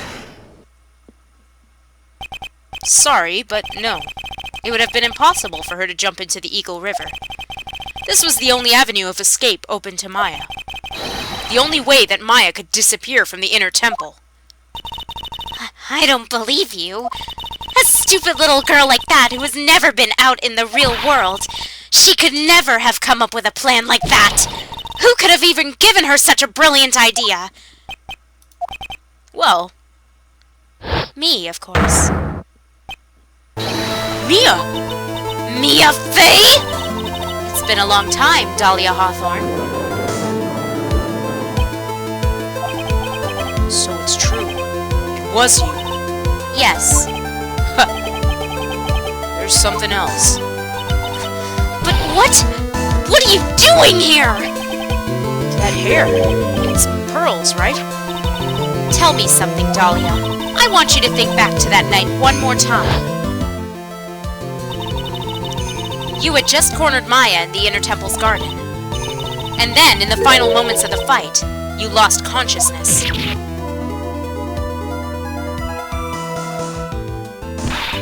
I was stabbed by Maya Fey! Actually, Maya lost consciousness at the same time as you. She did? Not terribly surprising since she was about to be killed. When she woke up, she was in the training hall. That's when Maya decided she needed help, so she channeled me. She explained in a memo the situation she was in. She asked me what I thought she should do. She did that? I can't believe it. Of course, I didn't have all the details, but one thing was perfectly clear. And that was? I knew that you couldn't be allowed to wander free. Free? What do you mean? It was a race against time, so I wrote down 2 things that Maya had to do. Channel Dahlia Hawthorne as soon as possible, and lock herself in the sacred cavern until help arrived. So it was Maya who put that lock on there. Yes, but why did you order her to do those 2 things? If she hadn't done it, Dahlia Hawthorne would have been channeled by someone else. By one Pearl Fey. Pearls? Yes. Pearl didn't properly understand the plan, so all she was trying to do was follow her mother, Morgan Fey's instructions. If she had succeeded in channeling Dahlia Hawthorne's spirit, things would have turned out very badly, to put it mildly. So that's how it was. Dahlia Hawthorne would have used the body of Pearl Fey to kill Maya at all costs. Yes, it certainly sounds like that was the intent all along. How dare you! I won't forget this! Why not just admit it, Dahlia Hawthorne? Your little plan was nothing but a big failure. Yes. Another failure to add to the pile of shame, wouldn't you say? What do you mean by another? Think about it, Dahlia. Remember all your past crimes? Not a single one of them was a success. They all ended in failure. What? How dare you! 11 years ago. The fake kidnapping. Your very first crime.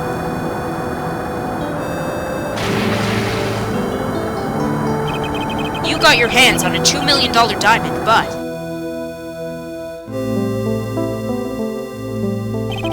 after Terry Falls escaped and went to meet with Valerie Hawthorne, the truth was exposed. Shut your mouth! That wasn't my fault! It was because of that stupid oaf of a prisoner and that weakling of a policewoman. And then, 1 year later, you tried to kill me. Well, I'm still alive, but... you wound up killing someone else.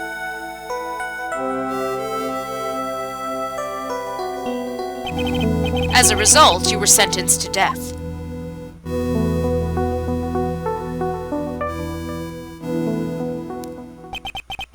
It's one stupid move after another for you, but it's no longer funny.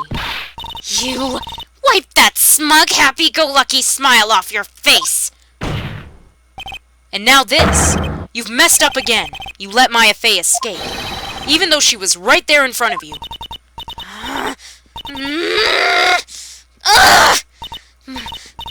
Mia Fey? Mia Fey? Mia Fey? Mia Fey! You spinster!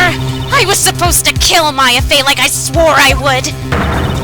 And if only you had gotten this spiky-haired jerk the guilty verdict, I wouldn't have been hanged to death! True. But I think you finally understand, Dahlia Hawthorne. You will never defeat me.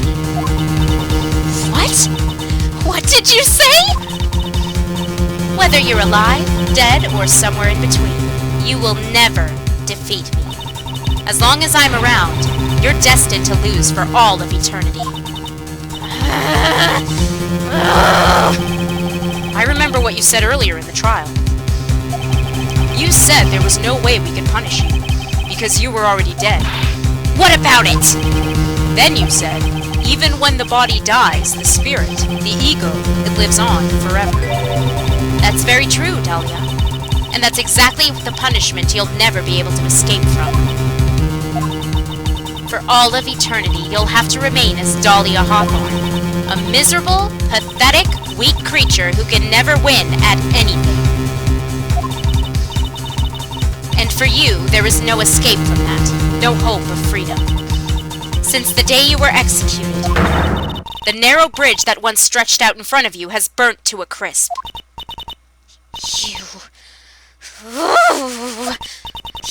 You're wrong! It can't be! How could I lose to the likes of you? It no longer matters. I don't care whether you win or lose anymore. The only thing I want is for you to come out of Maya's body right now.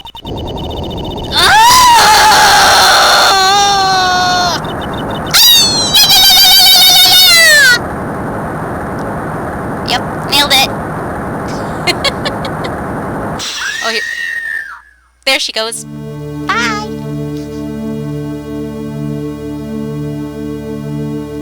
I'm not ready. Not ready to go.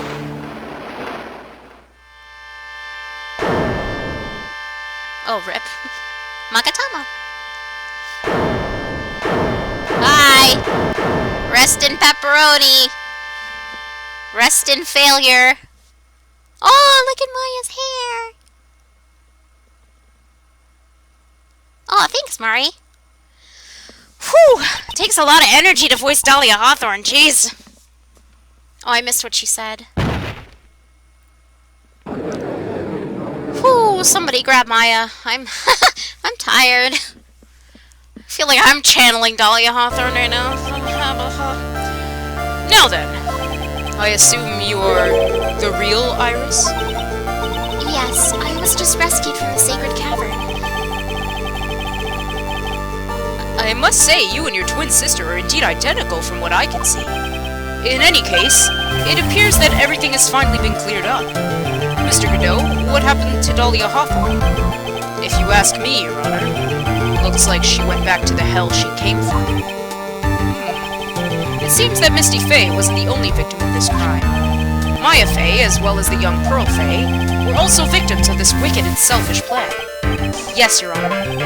The tragedy of Medium Valley has finally come to an end, it seems. It would be best for everyone if no further attempt was made to channel that spirit again. Your Honor? Yes, what is it? About this whole spirit medium thing? It's almost weird how comfortable you seem to be with the concept now. Well, to be frank, my younger brother is quite judgmental. He often criticizes me for not studying hard enough. That's why I made a concerted effort to study up on the Korean channeling technique. Hey, isn't that the New Year's issue of Occult? I've seen quite a few things in my many years on the bench. And in all that time, I finally learned this one thing. Each case is different and takes place in its own world, if you will. In order to fully understand that world, first we have to immerse ourselves in it completely. And that's where my brother and I used to differ.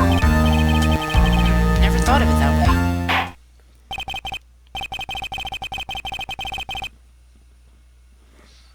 At any rate, it's time to pass judgment in the case of Iris of Hazakura Temple. Objection! Oh. Really, Godot? We're tired.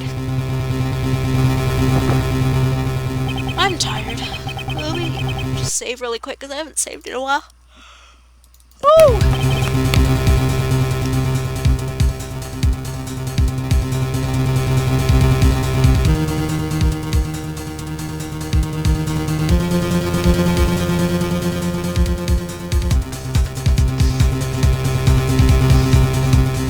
My face hurts. You're a little too fast with that gavel, Your Honor. What do you mean by that, Mr. Godot? This trial, it isn't over yet. That's what he means. What? What? trite. Remember what Miss Evil Spirit said in her testimony? Huh? Dahlia's testimony? I caught up with her in front of the stone lantern. Then I took out the dagger I got from the storeroom and...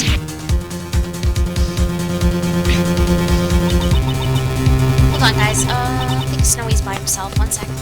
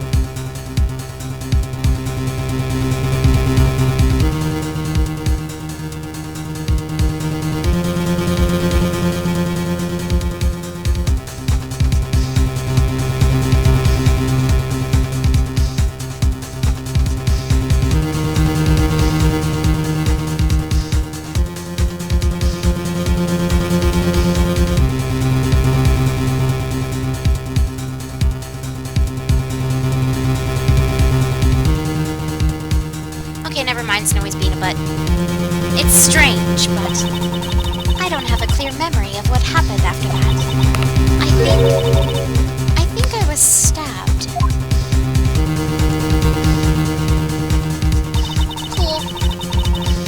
Just as Dahlia Hawthorne was about to attack Maya, she was stabbed and killed by someone. Yes, that's right. The person that was ultimately killed was the spirit medium that channeled Dahlia. Elise Denim. No, Misty Faye. But who killed her? We still don't know who did it. This isn't over? I know, Phoenix. I know. Unless someone else is found guilty, the accused is still on trial. We can't let her walk until there is evidence that proves her innocence. No way! But this court isn't prepared for any further testimony. The prosecution's ready to call our final witness. Final witness? This one will clear up the whole mystery. The mystery of who killed Misty Faye. Indeed. Is it really alright, Mr. Prosecutor? Of course it's alright, Madam Attorney. Very well then. Oh, thanks, Chips. Who's this final witness? Huh, isn't it obvious? There's one person who saw the whole event and will put the final dagger in this case. Someone who saw the murder take place? The very person who saw her mother killed in front of her own eyes. You mean... Maya? You can't! She can't testify after what she's been through! We need to find the truth. The prosecution calls Maya Faye to the witness stand. Very well, but first we'll take a brief recess. We'll have to wait for Miss Faye to recover before summoning her. Once we receive the doctor's permission, we will proceed with the trial. Hey, Trite, I've got something to say to you, so listen up. What is it? I don't think much of you as a lawyer. It's always the same with you. You somehow manage to just squeak by without even a faint understanding of the case. Some beautiful woman always seems to come dashing in the last minute to save you. You've got some nerve. But that's not going to happen this time. This time, you're going to have to do this by yourself.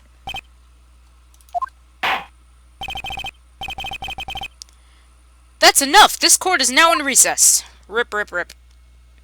Okay. Oh my gosh, that's a lot of text. It's like, okay, so it's a short thing, like, but sometimes, like I said, the first part was short, and it was really long, so I guess we'll see how fast... Not that I'm trying to speed run, I'm just tired and time's going by and I want to play other games, but I also want to finish this case because we're so close to finishing. I'm truly sorry about everything. You were working so hard to defend me, but I was missing all day and we didn't even have a chance to talk. She's right. When I met Iris at the training hall yesterday, they had already switched places, and Iris was inside the sacred cavern. I had wanted to at least be in the defendant's box today to root you on. Well, it wasn't your fault. You were locked up this whole time. There's something more important than that, though. I have to ask you. Okay, Biss. Why did you help your sister out as much as you did? Have fun. Oh, no problem, Mari. Huh? If you had tried to get help at the sacred cavern yesterday, you wouldn't have spent an entire day locked up in there. My sister. I felt sorry for her. She was abandoned by our mother and never got any love from our father either. Yes, but it was the same for you too, wasn't it? Yes, but at least I had Sister Bikini, who was like a mother to me. If only Dahlia had come with me to Hazakura Temple. Thanks, Mock. I always loved her. Dahlia was always so smart, so strong. She never complained about a thing. That's why I promised her that I would help her. Are you talking about the fake kidnapping case 11 years ago? Yes. I wanted to be useful to her in some way. Hey, Cabane. But, as usual, I was too cowardly. At the last minute, I ran away. Because of that. Dahlia's half-sister, Valerie, ended up... That was the case that wounded Mia so badly. Sorry, I don't know why I had so much difficulty with that word for a bit. But things didn't end there, of course. Some people suspected that my sister was involved in the murder. Some people? You must mean... Yes, 2 defense lawyers, Mia Fey and Diego Armando. After poisoning Mr. Armando, who was getting too close to learning the truth, Dahlia even tried to kill the person who had unknowingly hid the poison for her. Oh, happy birthday, Cabane!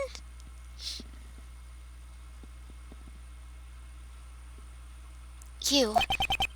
That's right. Bane. Iris, there's one more thing that I have to ask you. Yes? What is it? On the night of the murder, the person that cleaned up the corpse of the victim, Elise Denim, was it really you? Yes. It was me. That night, after I rang the lights out bell, I went back to my room. At around 10:30, I received a call on my cell phone. There's a problem. Come to the inner temple right away. I got on the snowmobile and headed for the inner temple. But...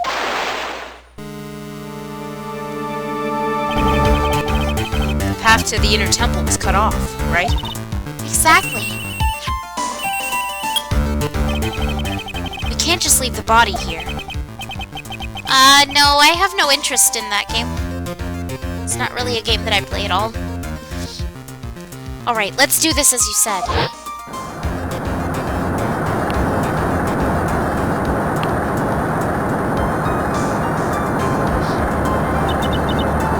It was me. I was the one that received her body. The murder weapon had been left in her body so she wouldn't bleed too much. The staff that Mystic Elise always held. I knew it. So the actual murder weapon was the staff. Yes, that's right. I brought the body back to Hazakura Temple on the snowmobile.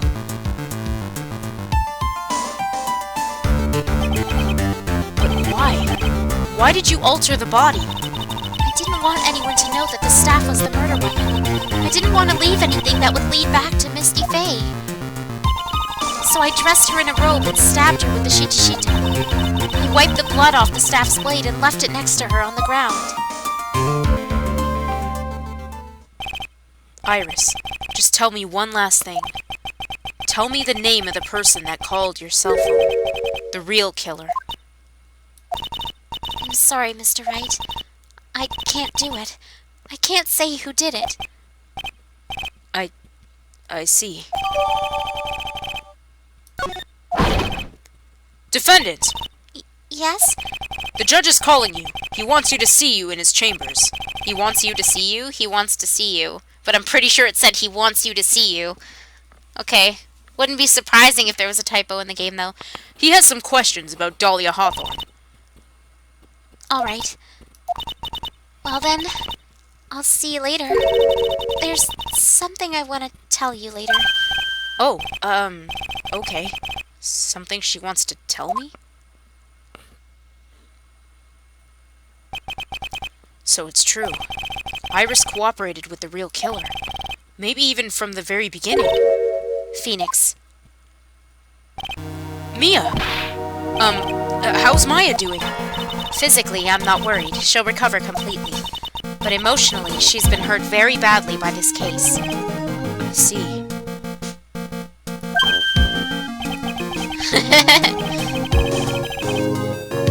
You don't mean she's learned who Elise Denim really was? Yes, I went to the medical office and talked with her. I told her everything I knew. But why?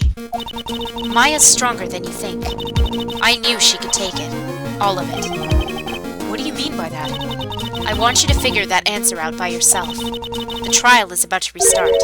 The real killer. Do you know who it is yet? Iris wouldn't tell me who called her, but still. I think that just maybe I know who it was. That night, the victim was killed in the garden of the inner temple. And the criminal wasn't just there by accident, which means that the killer knew of Dahlia's plan from the very beginning. And one more thing. The victim was moved to the Hazakura temple side by pendulum. In other words, the criminal couldn't cross the bridge. That means they were stuck on the inner temple side for almost an entire day. Exactly. So the criminal was someone that wasn't in Hazakura temple the following day. That's as much help as I can give you. The rest of the battle is yours to win. Or lose. Okay, I've got it. Thank you, Mia. Finally, it's almost time to bring this case to an end. What exactly did Maya see, anyway? And who was it that actually killed Misty Faye? Whoever it was, I have to prove it. Me, all by myself. You can do it, Phoenix. We're with you. Dun dun dun! Just kidding. We're gonna finish this up. What time is it now? 5:10. We can do it. I believe in us. And then I'm gonna move on to other games. Plus, we want to start the other Phoenix Wright games as well. Or, well, Ace Attorney games, I should say.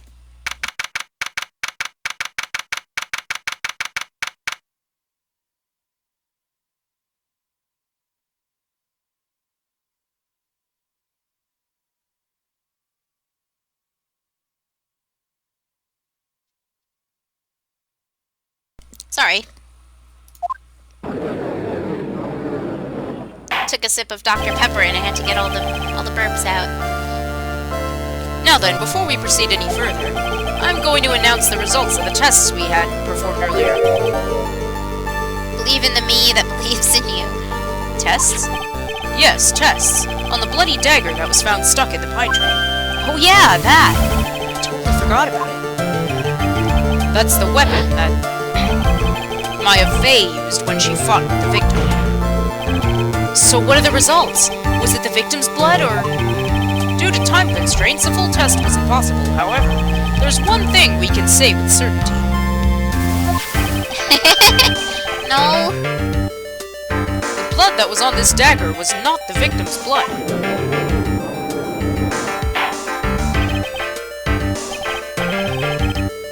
That is all. Now then, let's restart this trial. So it wasn't Misty's blood on the dagger. Then whose was it? I'm sure both the defense and the prosecution know this, but this trial is rapidly coming to a close.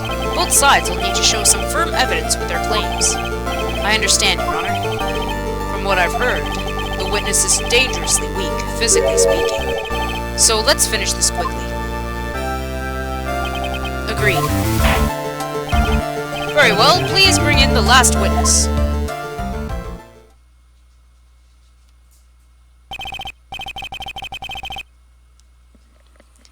Witness, please tell us your name and profession. Maya Fey. My profession is, I'm the assistant manager at Wright & Co. Law Offices.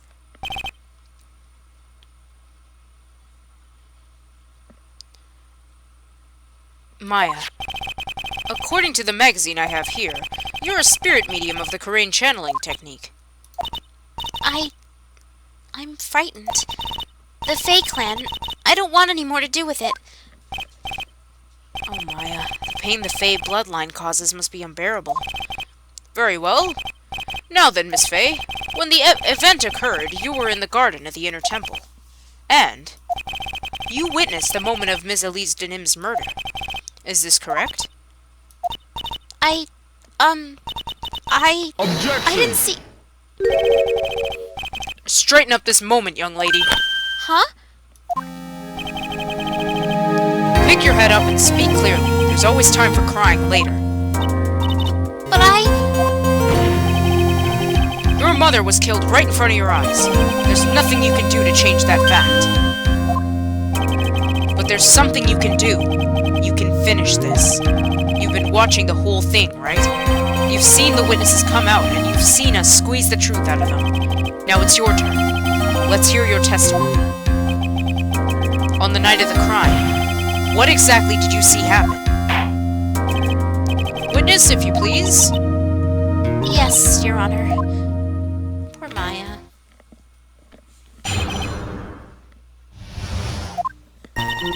I was passing through the garden on the way to a spare prep room when it happened. Suddenly, someone struck me over the head.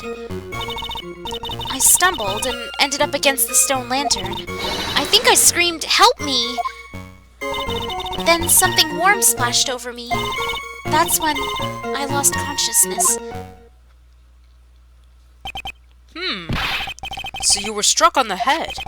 I suppose it must have been this staff. Maya, the person who hit you, it was Dahlia Hawthorne, wasn't it? I'm sorry, Nick. I couldn't see. I don't know who it was. Maya, think hard. Sorry, Nick, but I really couldn't. Can't say it was an especially good night for young ladies to be walking around alone. It seems that it'll be hard to determine the criminal through testimony alone. Very well then, Mr. Wright, please begin your cross-examination. Maya, hang in there. She doesn't look well at all.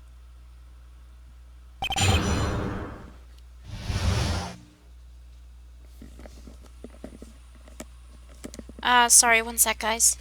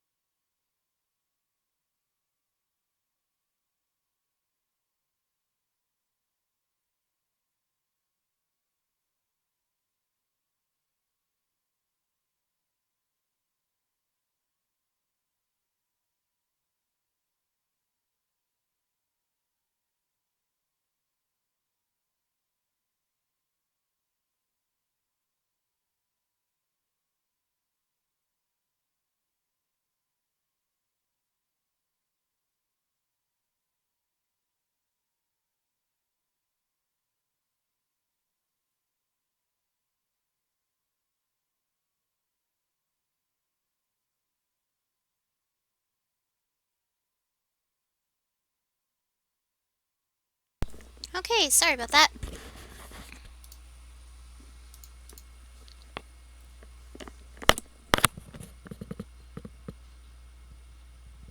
Chips, please stop spamming my chat. Thank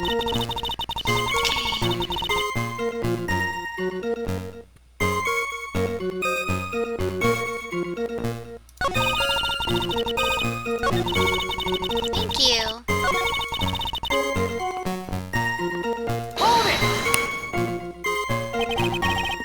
You think you screamed, but you're not sure? Listen, I was a complete wreck. It was dark and I couldn't see my attacker. Was it a man? A woman? An adult? A child? I had no idea. I was scared out of my wits. Believe me, my dear, I'm certain I would have soiled my robes. I thought this person might attack me, so I... Anyway, I'm pretty sure I screamed. I thought that it was my last hope. Wow, it sounds like poor little Maya really was out of her mind. I wonder what she meant by last hope. What do I do? Do I press her for more details? Wait a minute, Maya. What's this my last hope stuff? What? What do you mean by your last hope? No. That's what you said. You said my last hope. Huh? What? I said what? Look, you were facing an attacker that you couldn't see and you screamed, right? You screamed, "Help me!" Yeah. But you testified that you screamed that because you thought it was your last hope. Oh. Well, you know, that's like... What do you call it when that happens? Maya's not doing so well up there. Oh, yeah, Oh, that's right! I remember now. I was facing my attacker, but that's not who I was screaming at. What did you just say? Yeah, that's right. It was the person behind my attacker that I was yelling at. That's who I was screaming for help. Ah! What is it now? I messed up! I didn't mean to let that slip out. Huh? Witness, are you absolutely sure of what you're saying? Behind the attacker, there was another person? I meant to keep that part a secret. What have I done? It takes a ton of pressure to make a diamond. That's what I always say. A ton of pressure. You're in a court of law here. You can't make things up or try to hide things in this chamber. Witness, the information you just presented is vital to the case. I want you to add it to your testimony.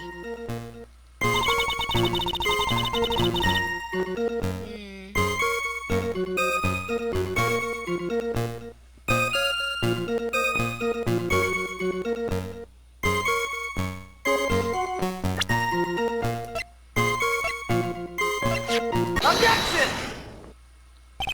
So there was a man standing behind your attacker? Yeah.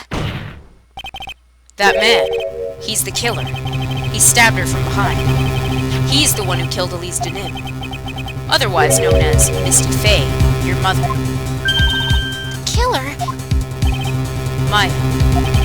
You know who killed your mother, don't you? What is the meaning of this, Mr. Wright? To be frank, Your Honor, I think she's in shock and quite confused. That's why she hasn't noticed the huge problem with her testimony. Huh? What do you mean? What problem? Maya, on the night of the crime, that stone lantern was out of commission. Huh? What? It's true. There was no light anywhere in the garden that night. No! Order! Order in the court! Mr. Godot, explain this! Add the pureness of milk to the perfect clear darkness of coffee. Stir. That is the state of the witness's mind right now. A cup of café au lait. Café au lait?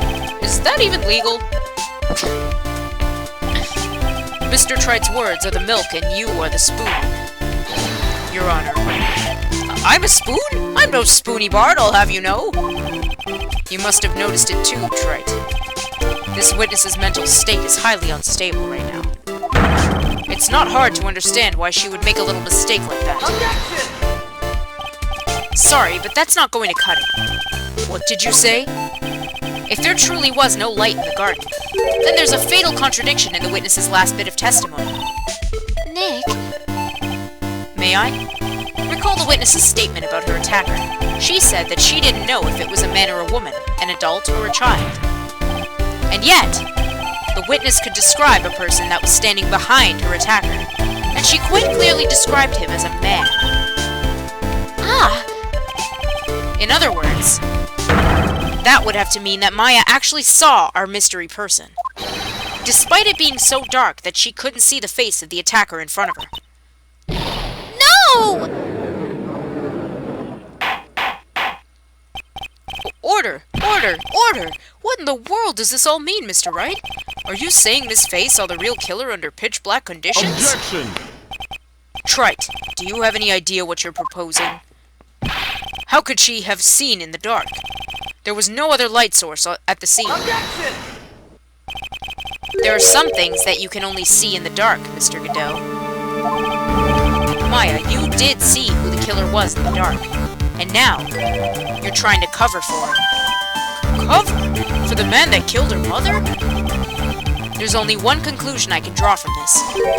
You know who this man is. Please, Nick. I don't know anything. Please, I'm begging you. You talk a good game, Trite, but let's see if you can walk the walk. It was pitch black, so what could the witness see? I'm calling your bluff. No, Nick, don't! Please, stop!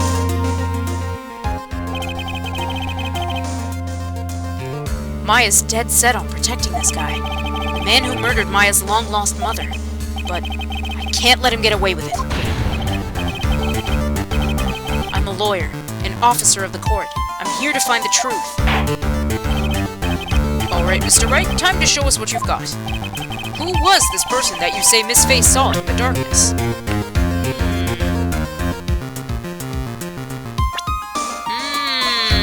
Take that!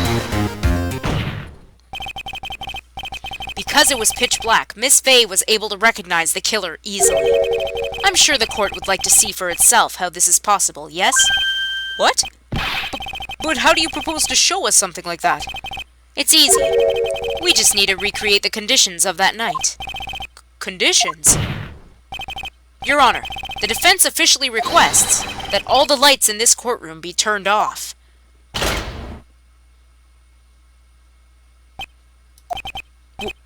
Well, this is... but it can't be...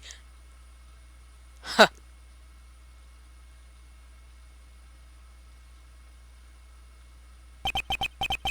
That was a nice bit of deduction. Trite.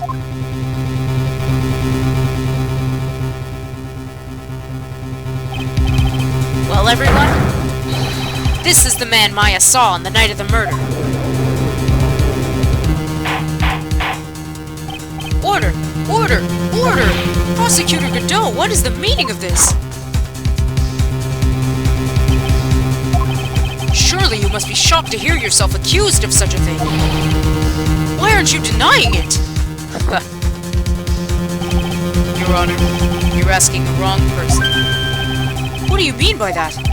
If you've got a question, ask the witness. That's one of my rules. Well, Maya, how about it? What you saw that night? Was it 3 glowing red lights?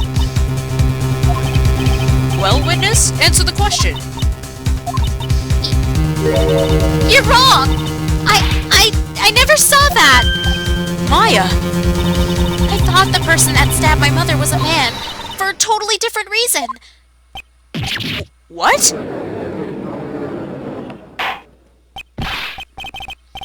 A witness! Objection! Stop your chattering, Your Honor. Chattering? If it's worth asking, ask the witness. That's one of my rules. Alright. Well then, let's continue with the testimony. Please tell us how you knew the killer was a man. Yes, Your Honor. I didn't realize it until after I woke up, but...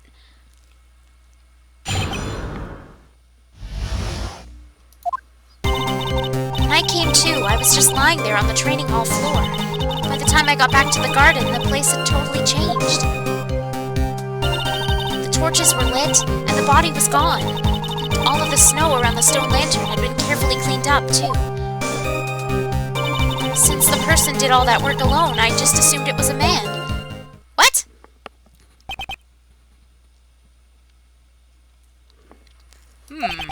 So it was after the crime took place that the witness came to think the killer was a man.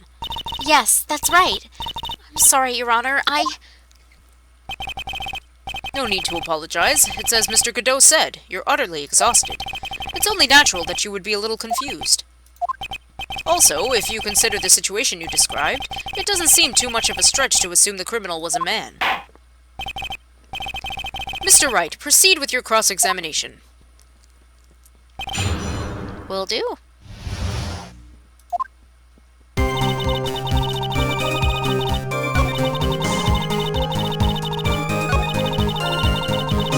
Hold it! The torches were lit? Yes, that's how I noticed that the whole scene had changed. I'm going to say it was the killer who lit the torches. I mean, who else could it be?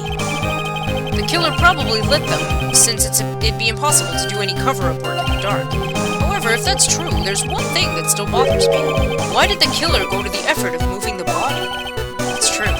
It's hard to see how that would be of any advantage to the killer. The only one who would gain anything from that would be the only person that was at the inner temple, Maya. Very well, let me hear some more about the condition of the crime scene.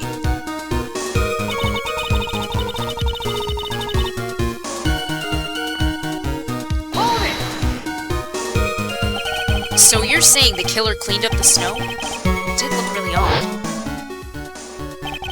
The snow was removed in an unnatural-looking rectangle shape around the lantern. There were a lot of shovels around the inner temple. But they're all really heavy. Way too heavy for me to use. An odd fellow indeed, this killer. Why on earth would anyone want to take snow away? Well, there's one thing I can think of. Didn't you say that a lot of the victims' blood sprayed onto the snow? Yeah. The area I collapsed in ended up being splattered. In other words, the killer's purpose was to hide the bloody snow. I think that's the most reasonable explanation. Perhaps. However, there's something that's bothering me. If the killer just wanted to hide the snow with blood on it, there was no need to remove that amount. It's true. He could have scooped up just the snow that was stained with blood. It looks like there are some mysteries behind this issue. But I think this will help explain them.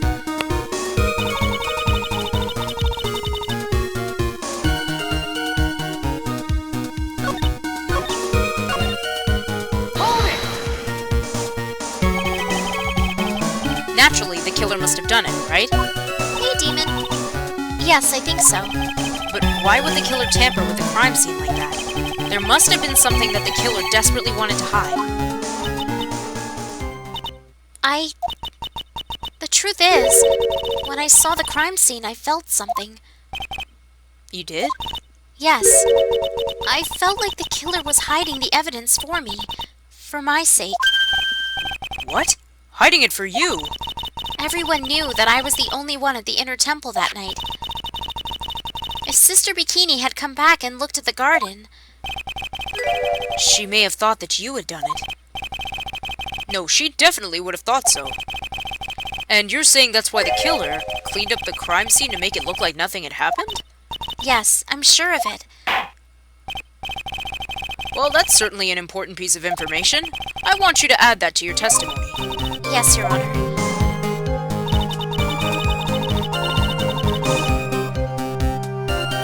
I think it was for my sake that the killer cleaned up the evidence of what had happened.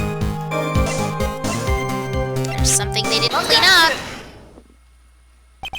The body of Elise Denim was carried all the way to Hazakura Temple's courtyard. Then at the garden, the real scene of the crime, the snow that we suspect was covered in blood was scooped up and removed. It's reasonable to believe all this was done in an attempt to hide the true crime scene. However, there's still one matter that still seems somewhat odd. Oh? And what would that be? You must have figured it out by now, Mr. Godot. It's the message written in blood on the lantern. It was written very clearly on the white stone lantern. Maya. Ah, If the killer was so motivated to protect Maya from suspicion, then why didn't he wipe the writing off of the lantern? Ah! You're right! Order! Order! Order! But Mr. Wright, isn't it a fact that the killer was trying to cover up the crime scene? Indeed, but it doesn't make much sense to move the body and remove the bloody snow, then not wipe off the most incriminating thing of all, the bloody writing. But if that's the case, do you have an explanation for the killer's mysterious behavior? Why would this killer move the body and remove all that snow, but then leave the bloody writing on the lantern? I don't know what the killer's plan was, but it's a fact that the killer left the writing on the lantern. There must be a reason for it. Well then, Mr. Wright, let's hear your opinion. Why did the killer leave the message written in blood on the lantern? Prosecutor Godot, earlier in this trial, you gave me some good advice. Once you eliminate the impossible, whatever remains must be the truth. Maybe you're not as dumb as I thought. The real killer wanted to disguise the fact that a crime occurred on him. If that's the case, they wouldn't have left the bloody writing on the stone lantern on purpose. Therefore, it must mean that they didn't notice it. but that doesn't make any sense. The torches were all lit and everything. There's no way any normal person would miss something as glaring as that. You're right. There's no way any normal person would. What? What are you trying to say, Mr. Wright? There's only one person involved in this incident, who could have missed seeing the bloody writing altogether. And who would that be? Who is this person that could have failed to notice the bloody writing? Take that! Mr. Godot, this is what you said yesterday. My eyesight's is pretty messed up. Even with these huge goggles on my head, I still can't see everything. You can't see everything? Is that correct, Mr. Godot? This lantern was submitted as evidence today. I would like the court to think back to the moment it was first presented. This lantern? There's something written on it. Why? It's written in blood. Nonsense. This lantern. It's as clean as a whistle. Mr. Godot, just admit it. There are certain colors you can't see. Hey, Musical! Long time no see! Correct? You can't see red on a white background, can you? That's right. We went through this once before. During the poisoning case at Tribulations. This is the apron the delightful Miss Bird was wearing at the time, and somehow spilled coffee. There is something still bothering me, Mr. Godot. Why have you not explained the bloodstain to the court? Bloodstain? What bloodstain would that be? Don't play games, prosecutor. The blood-colored stain that smeared all over the apron. Oh, nice! I'm so glad people are buying it on Steam. Congrats! And thanks for supporting the series. That's ridiculous. No one told me anything about a bloodstain. You could see the coffee on the white apron, but you couldn't see the ketchup, because it was red. Huh. It's strange. In a black and white photo, those letters would have appeared black to me. I wonder, why am I the only one that can't see them? So then, Mr. Godot, are you admitting it? Are you admitting that you couldn't see the red writing on that lantern?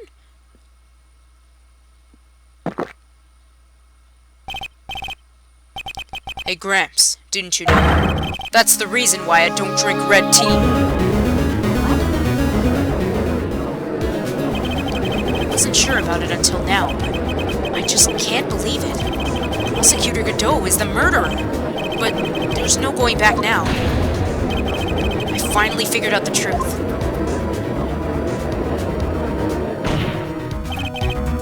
Mr. Godot, the defense at this time formally accuses you.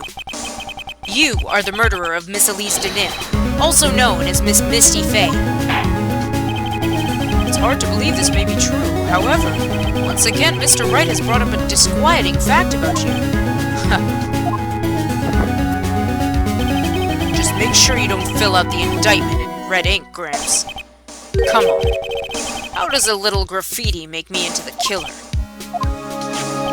Besides, it's not like it's my name that's written there. I'm certain that the killer wasn't able to see the color red. This is rich. Do go on, Trite. The answer is right there at the crime scene. In the snow. The snow? How so? Well, for example, why did the killer move all that snow? Your Honor, you said it yourself. If they wanted to hide the bloody snow, why not just take out that area? Yes, why didn't they take just that area? Ah! Could it be? Yes, the killer couldn't see the red blood that had seeped into the snow, and so he had to remove all of the snow. He couldn't be sure of where the blood had landed, so he removed the whole area. Objection! Isn't it more likely that the killer couldn't see the blood because it was dark? Not a chance. The torches were all lit. They would have been able to see fine. It seems that once again this trial has taken an unexpected turn, to say the least. Can you explain this, Mr. Godot?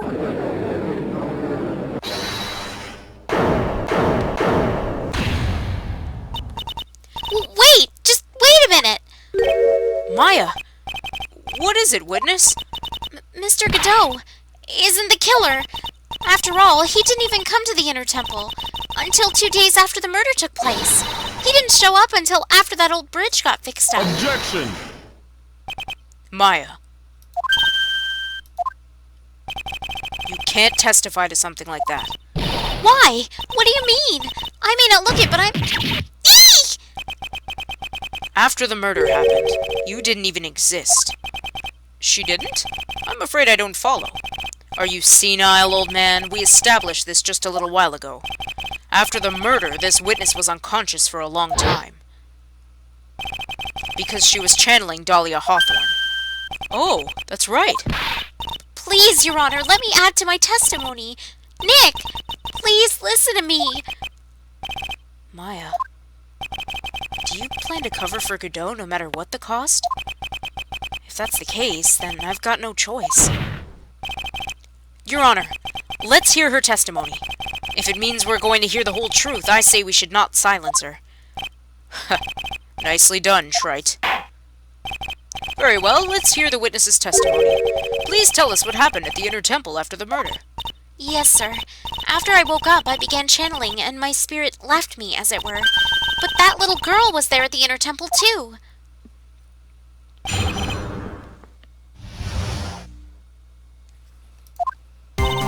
Pearlie was also stuck on the Inner Temple side that night. The next morning, she looked around but couldn't find anyone. The next day, when the bridge was finally fixed, she was in the spare prep room. That's when Mr. Godot arrived at the Inner Temple for the first time.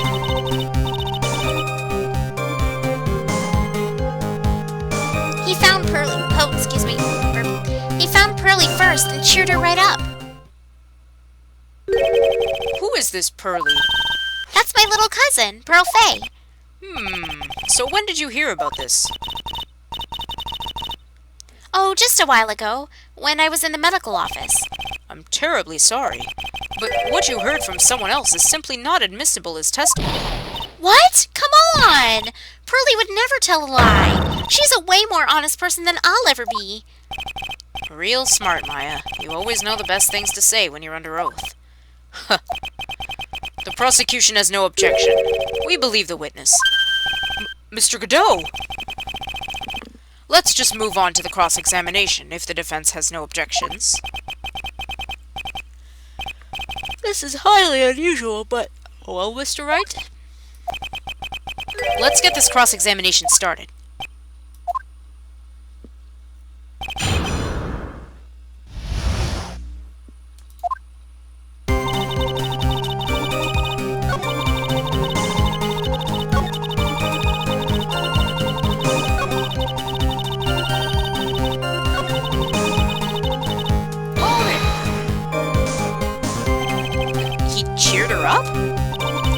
That's what Pearlie said. She said he was a very nice older gentleman. Thank you for looking after my cousin, Mr. Godot. Here I was thinking you were nothing more than a coffee addict. Huh. Cut it out.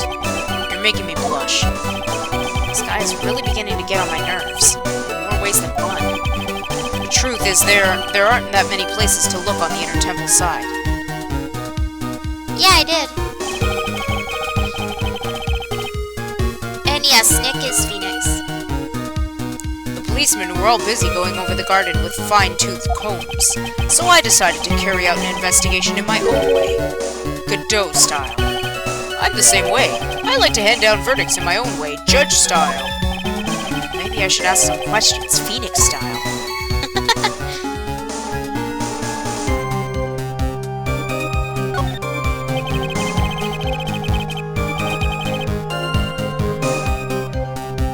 You said that you conducted an investigation of your own. Did you find anything? Looks like my investigation went about as well as yours, Trent. After all, I did miss the bloody writing on the lantern.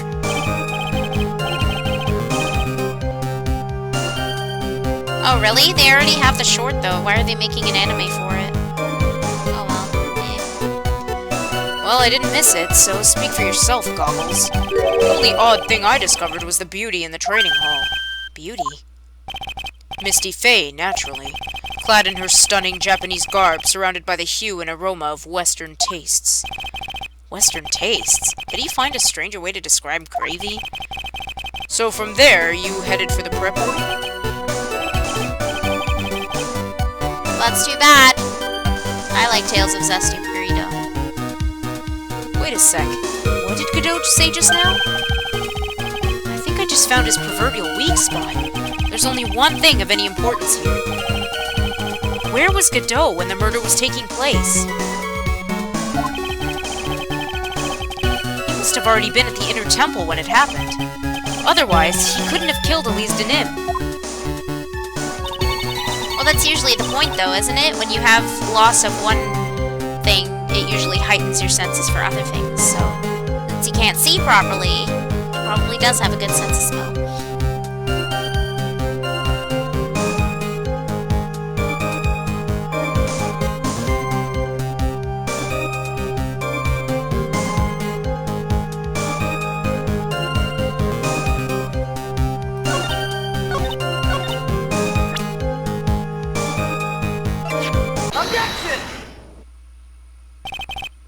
Mr. Godot, the first time you crossed Dusky Bridge and went into the Inner Temple was long before the murder took place.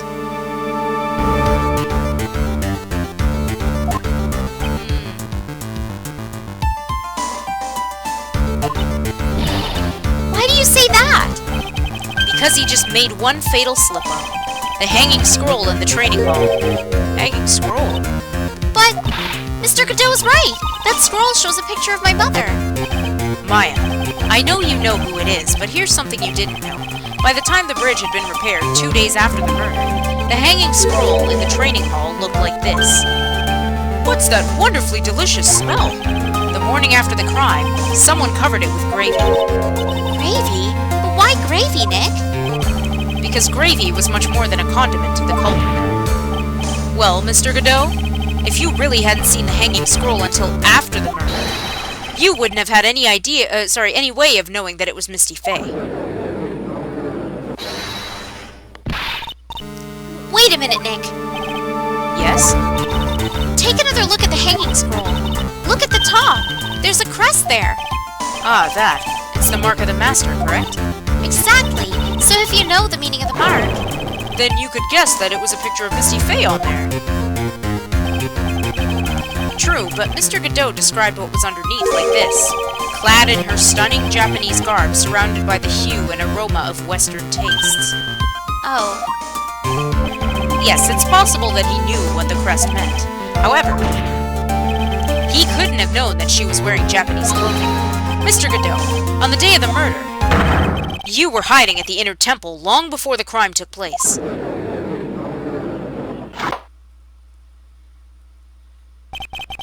Can I ask you just one little thing, Trite?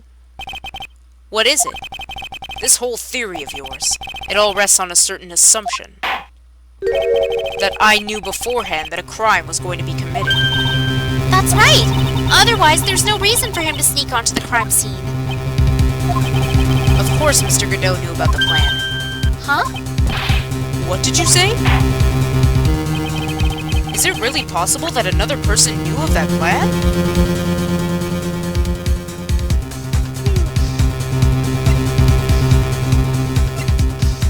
Take that! Hey! Welcome! This crime was actually planned over a year ago. Morgan Fay authored the plan for her daughter's future. And these instructions were hidden somewhere in Fay Manor for a year. However, by the time Little Pearls found these instructions, they had already been unsealed. Unsealed? Yes, the killer had read these instructions long before Pearls ever found them. That's how he knew the crime was to take place at the Inner Temple. And you're saying this crafty killer is me? You bet I am. Why does it matter if you say hi to people first? I don't get it. But you just said that the instructions were hidden.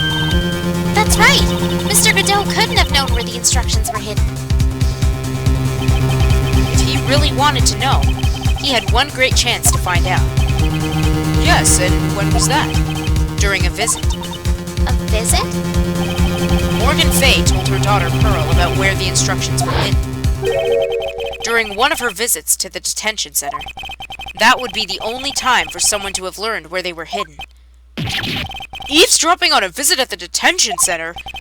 Yes, it could be arranged if you were someone with easy access in and out of there.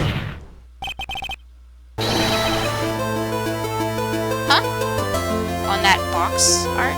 What? Who was your favorite character on that box art? Box art of what?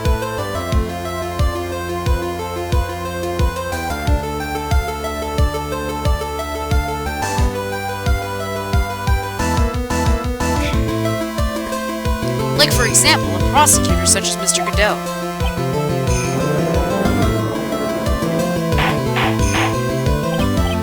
Order! Order! Order! Mr. Godot, you're under fire again. This murder could not have been carried out without prior knowledge.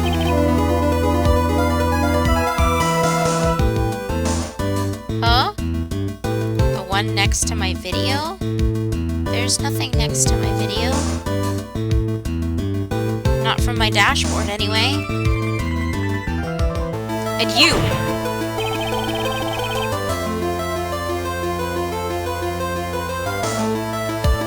You were the only one that could have acquired this information before the murder.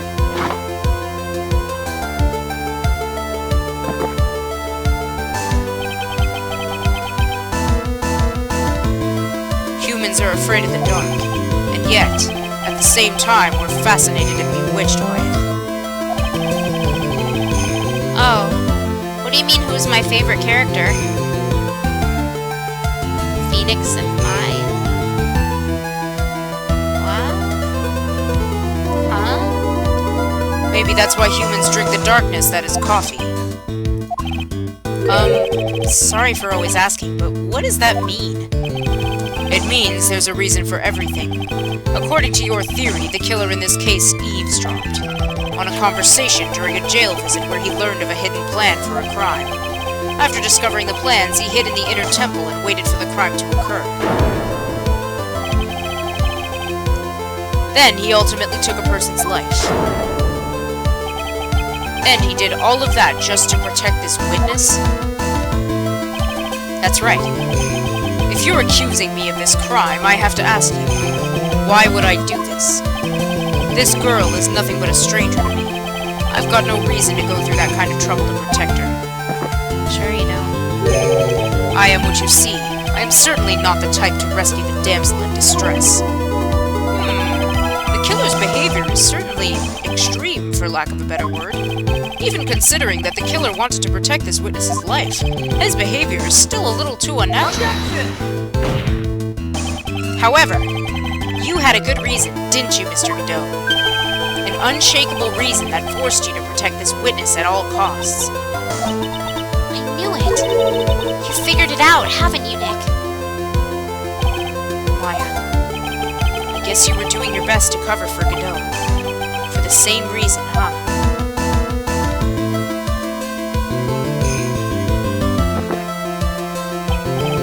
Okay, Trite, I'm all ears. Let's hear it. It's very simple. Maya Fey is a lot more than just a stranger to you. What's this? There's one person who lies at the very center of this whole story. One person that ties you and Maya Fey together inextricably. Take that! Oh my god, this part is so long. There's a very good reason why Maya Fey's life is so precious to you. After all, she's Mia Fey's only sister. Yeah, I did. Mia Fey. You once worked alongside her. That was when you were a defense attorney.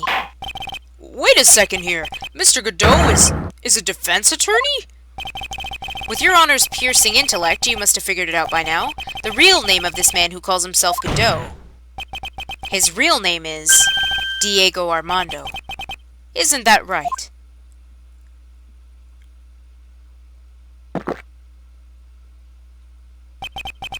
The last time someone called me by that name was over 6 years ago. Diego Armando? That name rings a bell. It should, Your Honor. All of this is related to a single case. A case in which a convict named Terry Falls killed himself. Mia Fey's first time in court, the tragic outcome left a deep wound in her heart. She knew that behind it all was a heartless, scheming demoness in disguise. But in the end, Mia couldn't tear off that disguise. However, there was one man who reached out to help her. Diego Armando, a senior defense lawyer at the office where Mia worked. It's my fault. It's all my fault that Mr. Falls killed himself. Mia, you can't cry it.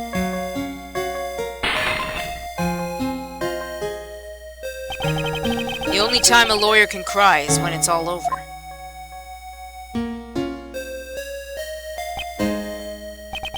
I was moved by her. The way she put all her faith in her clients. That pure, sweet heart of hers.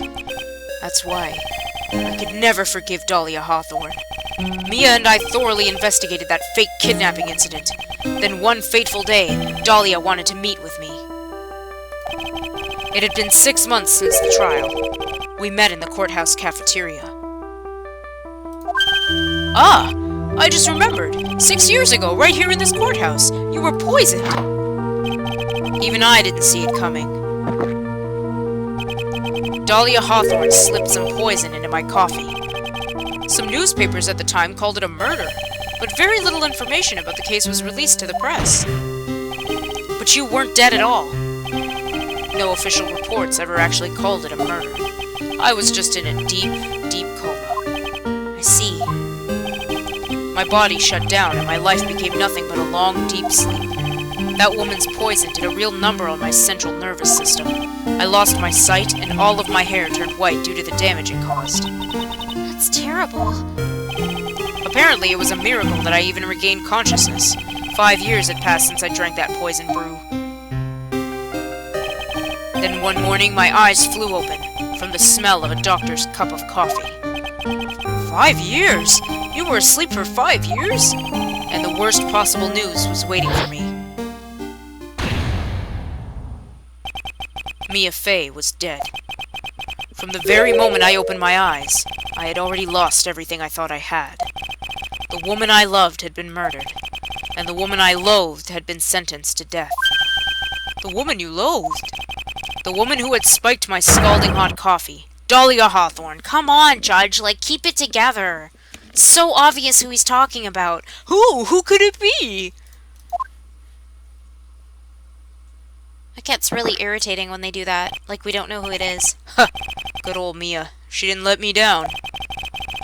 She got her revenge before she checked out. In the end, there wasn't anyone waiting for me when I woke up. That's so sad. For someone like me, for someone who had slept away their best days, there were only 2 reasons left to live. And it was for those 2 reasons that I decided to become a prosecutor. If I may ask, what were your 2 reasons to live? The first was you, Trite. Huh? Me? If I hadn't drank that stupid poison, Mia Fey never would have died, much less the way she did. You were the only one who was there to protect her, but you let her die. It was all your fault. It wasn't like that. I wanted to see for myself what kind of a man you really were. So that's why you became a prosecutor? My other reason for living. She goes by the name of Mia Fey. Huh? You mean me? You were the only way I could make up for the sin of not saving Mia. 1 year ago, when the Kurain village incident was resolved, it was obvious that Morgan Fey was planning something. Whatever her evil plan was, I was determined to stop it. My role as a prosecutor put me in the perfect position to do something about her. That's how you overheard— oops, nope, it's Phoenix. That's how you overheard Pearl's visit with Morgan at the detention center. I knew that the time was drawing near. Since I knew the plan, I thought I could foil it. My goal was to outwit the plan. I thought if I could do that, I could keep that girl from being caught up in it. That makes sense. If Pearls had known that the actual purpose of the plan was to kill Maya, she never would have helped out. Finally, the day of the plan was drawing near. I contacted both of my accomplices. Accomplices? Iris of Hazakura Temple and Misty Fey.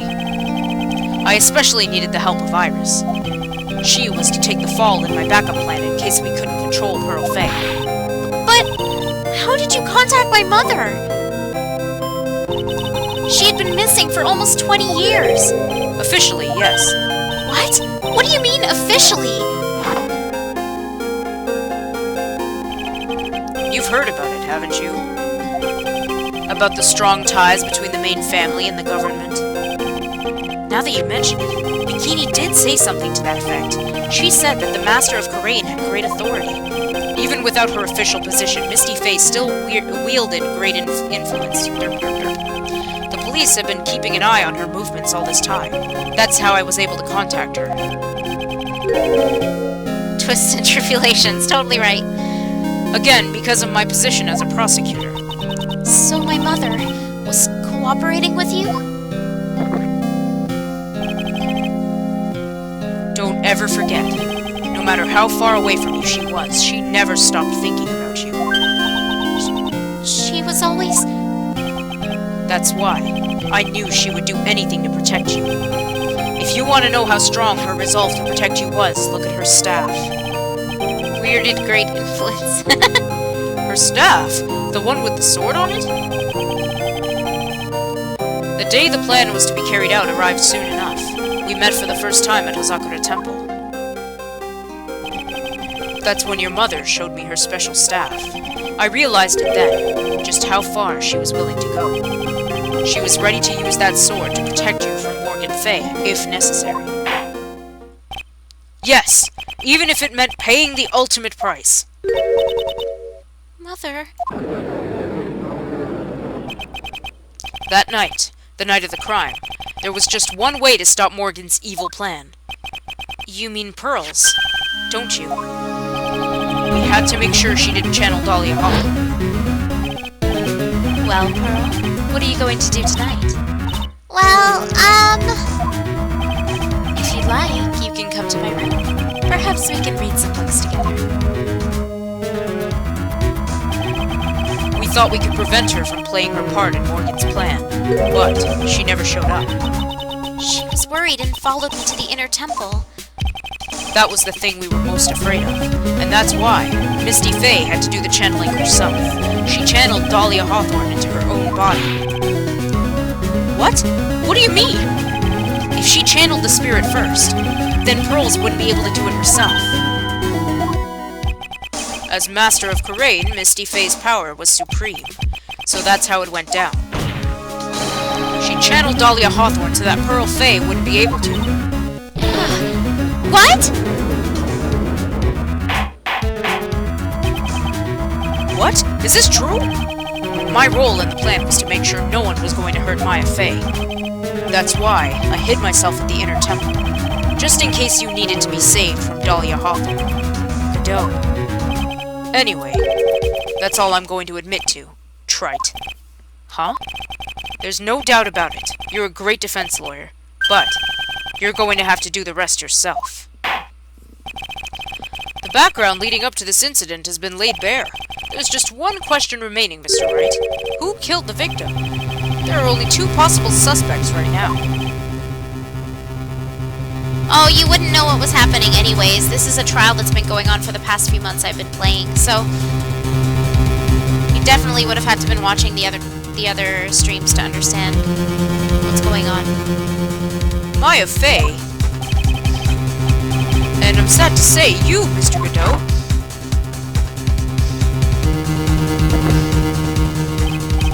Well, trite, if you're the real deal, then finish this thing once and for all. Show us beyond a shadow of a doubt that you can finish this on your own. No, Nick! Please, don't! Maya. I heard the whole thing from my sister in the medical office. That's why I have to protect Mr. Godot. I can't do it. I can't testify against him. After all, he's the man who put his life on the line to protect Mia. And me, too! Maya, I know that. Nick! But even so, it doesn't absolve him of his crime. Please, Maya, testify. What am I playing this on? It's on an emulator. You can get this game on the DS, you can get it on an iPhone. You can get it on a 3DS.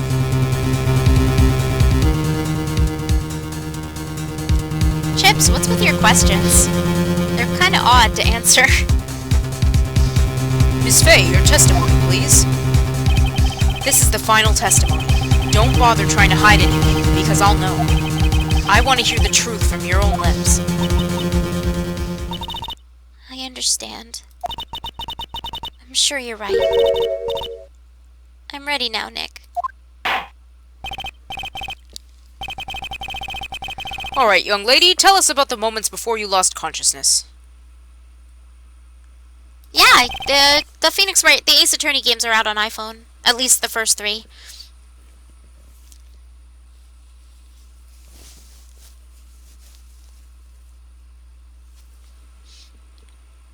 What exactly happened at the time of the murder?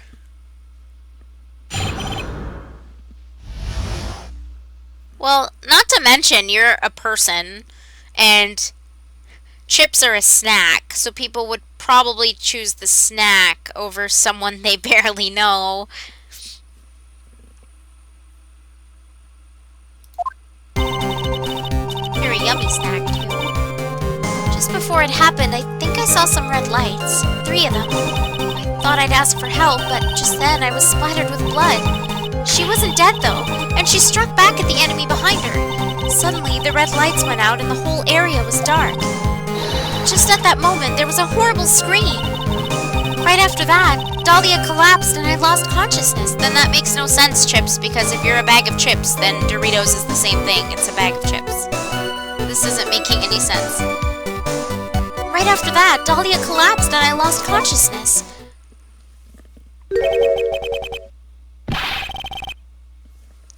These red lights, I thought you said you don't remember seeing them. I'm sorry. I thought I saw them, but then they disappeared all of a sudden.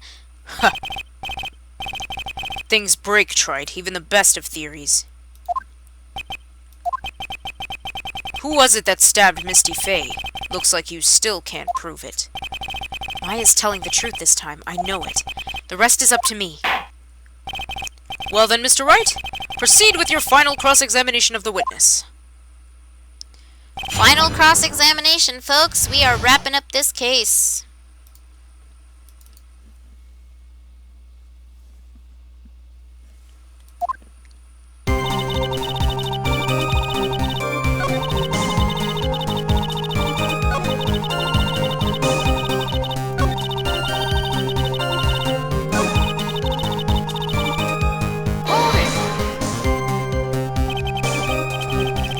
do you mean by just at that moment? Do you mean the moment when the red lights went out? Yes, that's right. The scream that you heard then, was it Dahlia Hawthorne? I don't think so.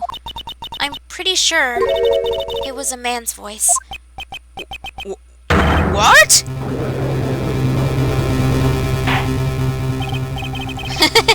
So then, that scream came from the killer? That's gotta be it.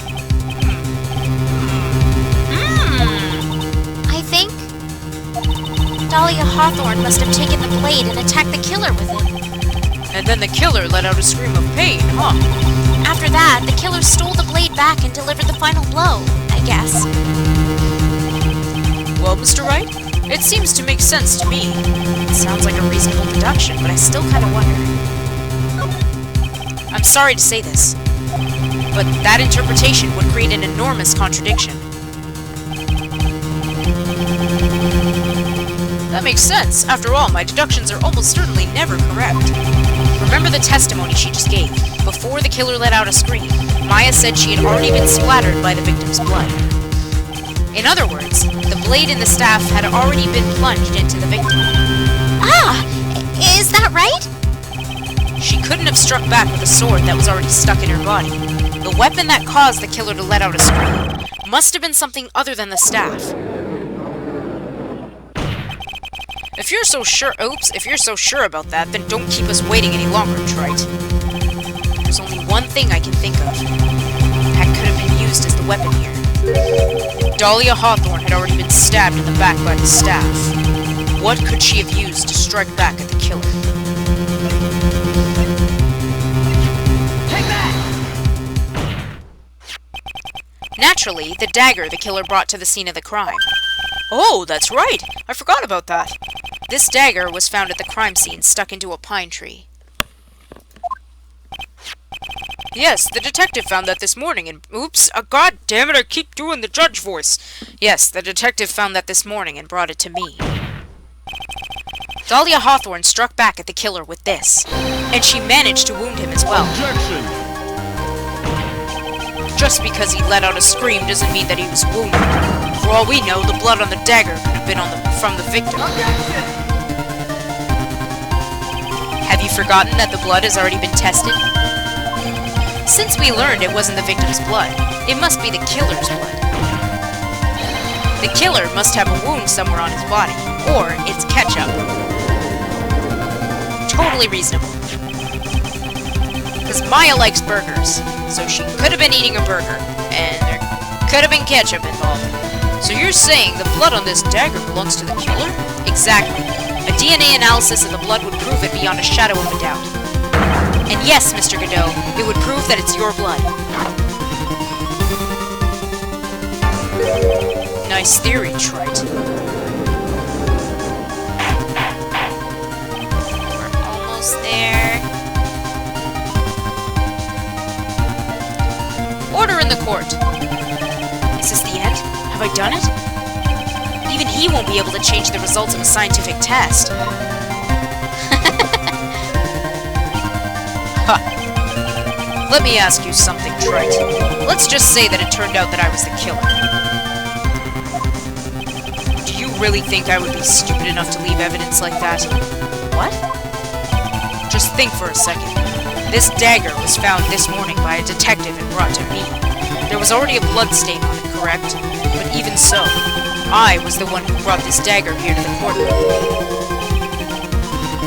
Yes? What does that prove? Well, if I really were the killer, I could have washed the blade off and then planted another person's blood on it. That can't be! In any case, there's one thing I can guarantee, Trite. That blood doesn't belong to me. Not a chance. That's true. Could be under the desk thing. What?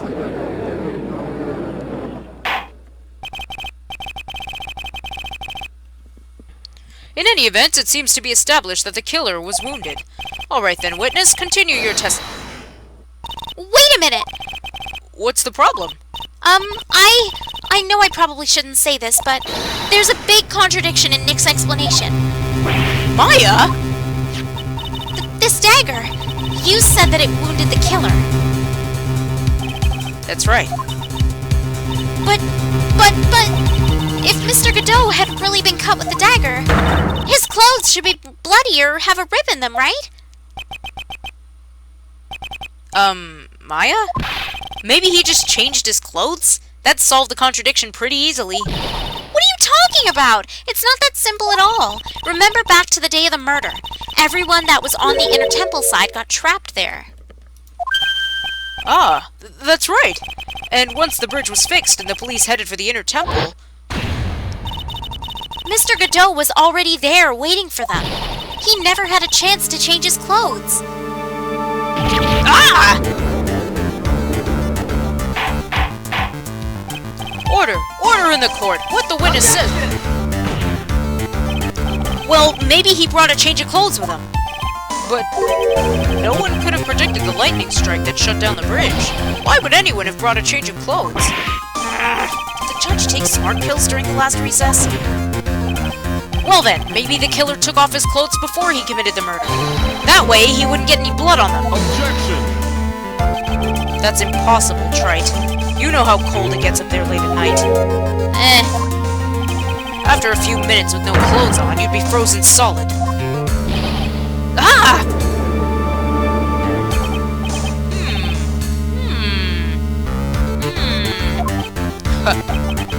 So that's all you've got. I knew you weren't tough enough to finish this. Right now, if Mia Fey were here, she would have closed the book on this case already. If Mia Fey were here. So come on, Trite. Can you do it or not? How about it, Mr. Wright? You've accused Mr. Godot of being the killer, but can you prove it? Have you got even one piece of evidence?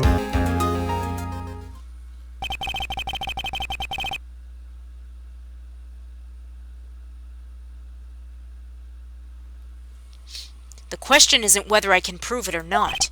The fact is, I have to prove it. That's the only choice I have. I was taught that it's one of the rules of being a lawyer.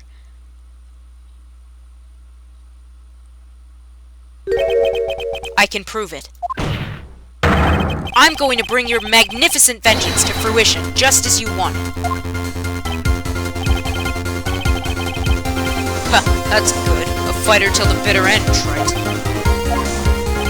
Since there's just one piece of evidence that can prove your point, why don't we go for the unlimited penalty, sorry? Are you trying to pressure me, Mr. Godot? Because it doesn't matter to me. I've got the one piece of evidence I need. Give me a break. You've got nothing, Trite. So what do I do at a time like this? It's simple. You gotta think outside the box and approach this from a different angle. Alright then, Mr. Wright, let's hear what you've got. There's one thing I've demonstrated in the previous cross-examination. The killer was wounded. That was proven by the blood on the dagger. But we decided it was impossible for him to have hidden such a wound. If he had been cut by a dagger, there should have been a blood stain on his clothing. There's one place the killer could have hidden his wound. What did you say? Hidden? This is it. My last stand. I need to think about this from a different angle. I don't need to think about why there was no bloodstains on his clothing. I need to show how he hid the wound. It's the end of the line. The final stop, Trite. Let's hear what you've got. Where's this location where you say the killer hid his wound? Oh, wouldn't you like to know?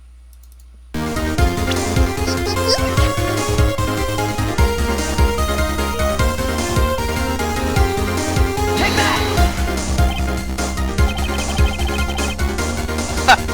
I don't know what you're talking about. And frankly, I don't need to know.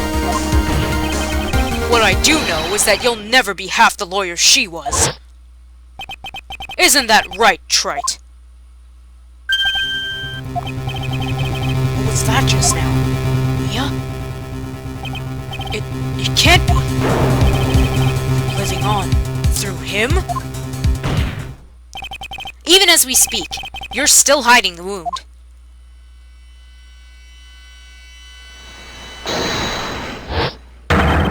It's beneath your mask.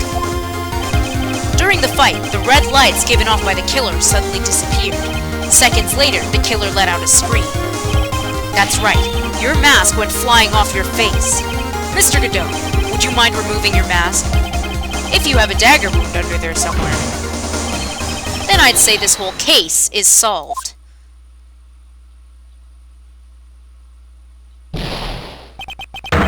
Arrgh! Wow, Flames. Touche.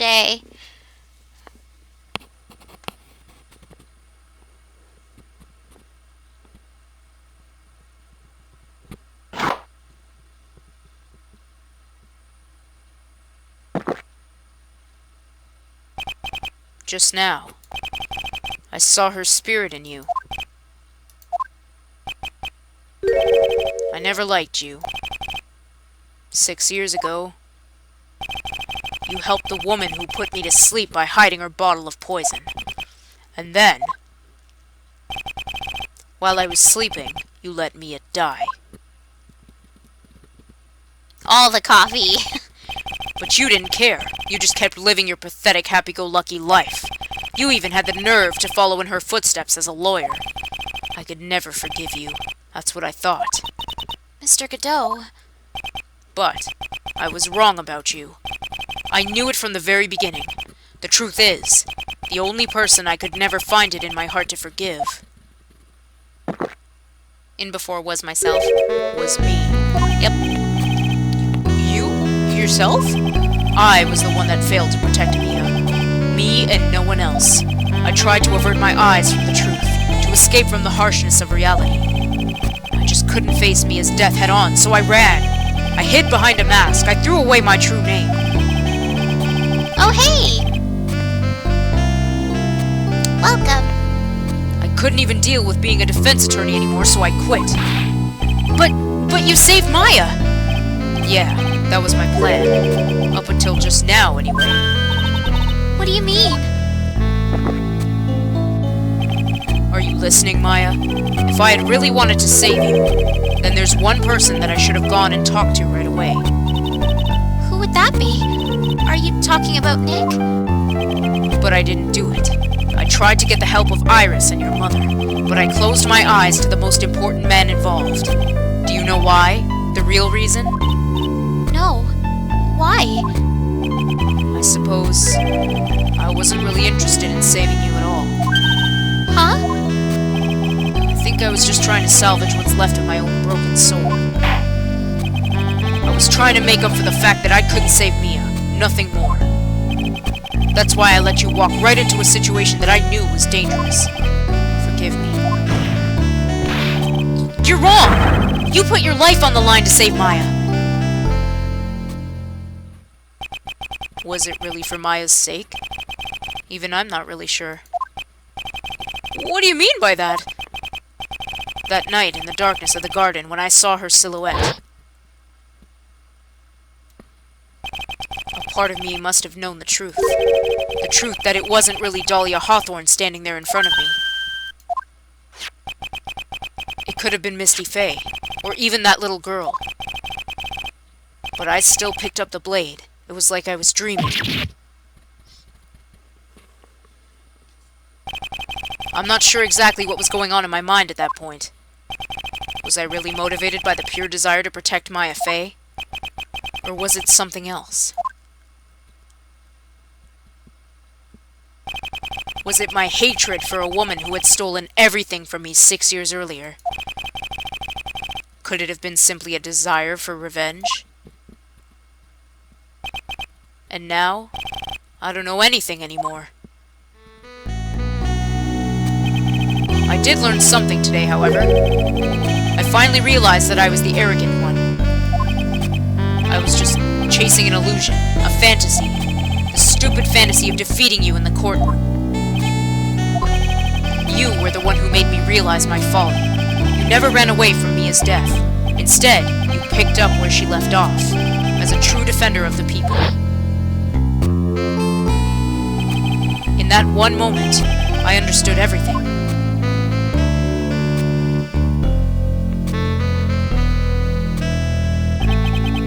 Godot.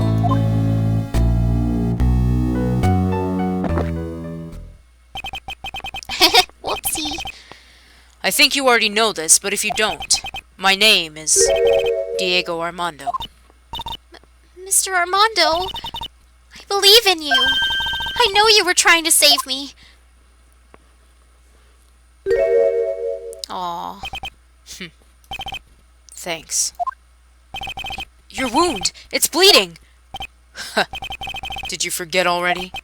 In my world, the color red doesn't exist.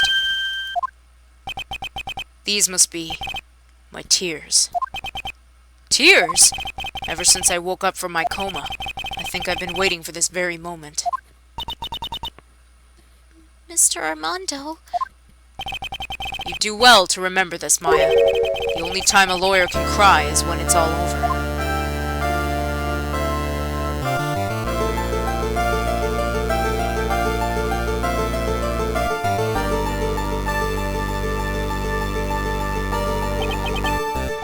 This time, it really is all over, isn't it? Defendant? yes, Your Honor? Although you weren't directly involved in the murder, tampering with the body in the crime scene is a serious offense in itself. I understand, Your Honor. Mr. Armando explained that to me very carefully. I knew the risk and I willingly cooperated anyway. Very well. Before I hand down my verdict, is there anything you'd like to say? Well, there is one thing. I'd like to say something to Mr. Wright. I want to apologize to you. Apologize? To me? For what? Get ready for more feels. For the case 6 years ago, of course.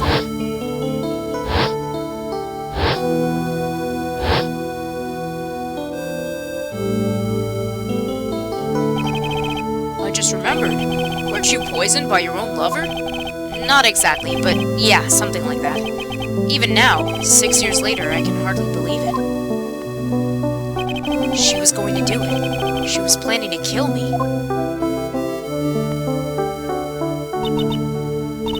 It's not all that surprising. The two of you hardly knew each other. Huh? What do you mean? You and my sister, you only met twice. Huh? We only met twice? The first time you met was on that fateful day. The day she poisoned Mr. Armando in the cafeteria of this very courtroom. The next time you met her was 6 months later. You met her again on the day that she stole your cold medicine. And Doug Swallow was killed. No way! It can't be true. I mean, during our whole relationship, we were... For those 6 months, the woman that you thought was Dahlia Hawthorne wasn't actually my sister. Huh? It wasn't Dahlia? I hope one day you can forgive me, Feeny. You mean... That's right. I lied to you for 6 months.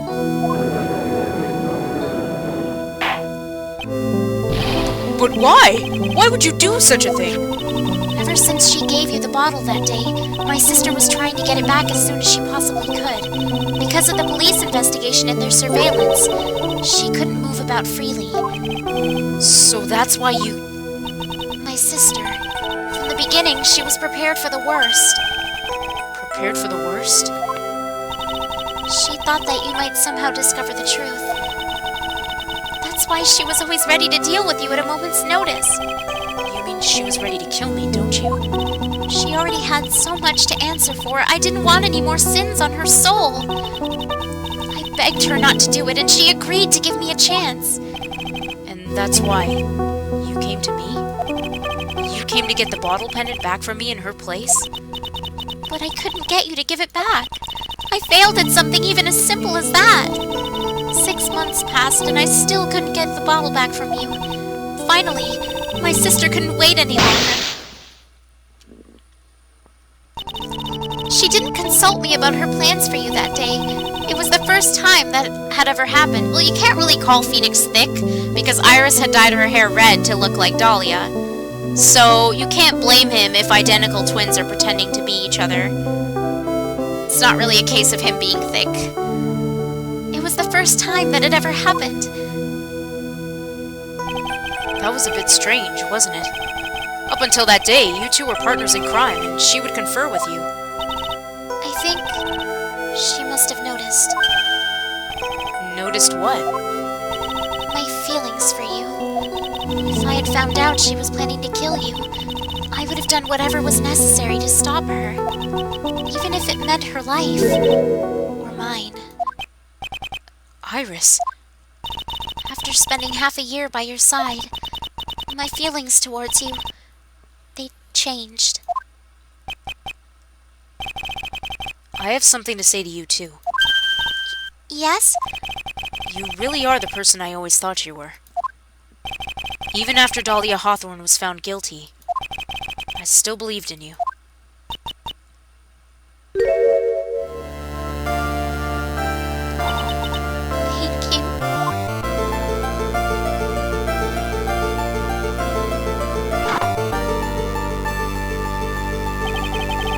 How many cups of darkness have I drank over the years? Even I don't know. I'll tell you, though. Right now, this one here is the greatest cup I think I've ever had.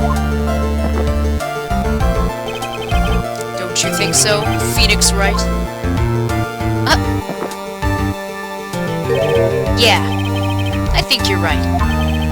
The purpose of this trial was to rule on the murder of the victim, Elise Denim. At some point, I expect you will be tried for your role as an accomplice in this case. I understand, Your Honor. Very well. On the charge of murder, I hereby find the defendant...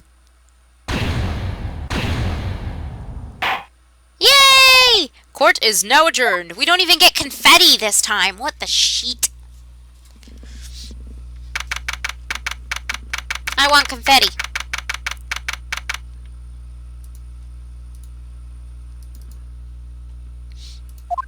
They're coffee brothers. So I guess it's all over. The way everything ended, was justice really served? The man who risked his life to save Maya is being sent to prison by my own hand.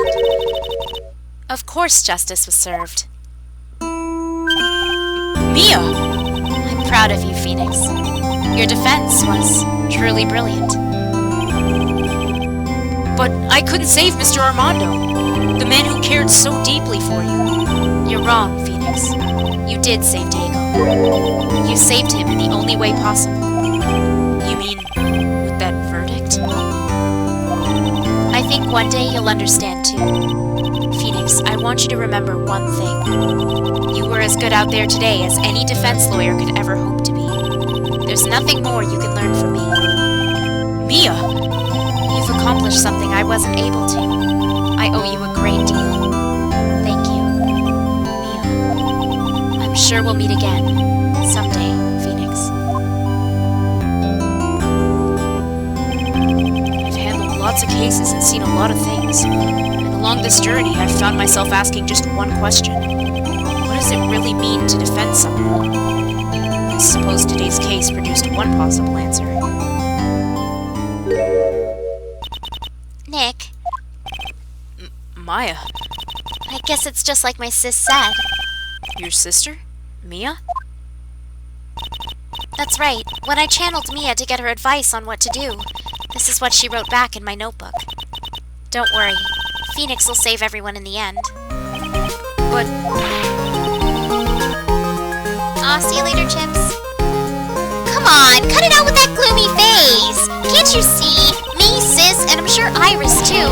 We owe you for everything you've done for us, Nick. Maya, how? How can you be so bright and chipper after all that's happened? You were brutally attacked. You even saw your mother murdered. Youch! Francisca! Still as softy as always, Phoenix Wright. Excellent work, right? Huh? Mr. Edgeworth? When did you get back? Oh, that's right. I guess no one filled her in on that. Edgeworth and Francisca have actually been helping me. Helping you? If these two hadn't been here on the first day of the trial,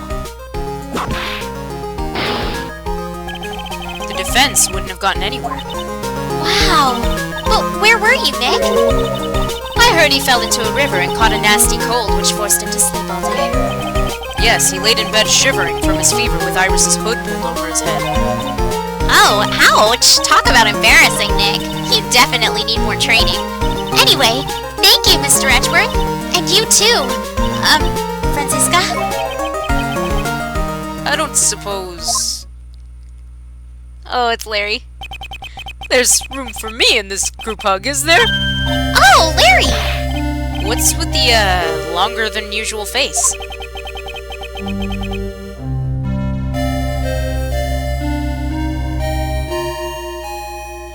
I realized something when I was reborn. I realized that Larry was never of any use to anyone, not even once. That's not true, right, Nick? What? You're asking me? Well, Nick, is it true? I've got a place in this world, right? Huh? Oh, yeah, of course. I knew it. Everyone would be better off if I were gone for good. No. Oh yeah, those portraits you painted, they were really good.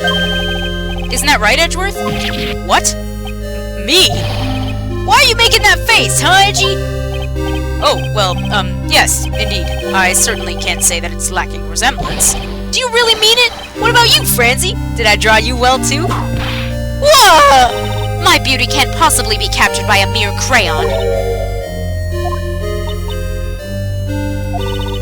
Nevertheless, I recognize the effort you put into it, and that's worth something. So then you'll do it? Like you promised? You're going to model for my next picture book, Francie's Whipple. Ah! Don't get carried away.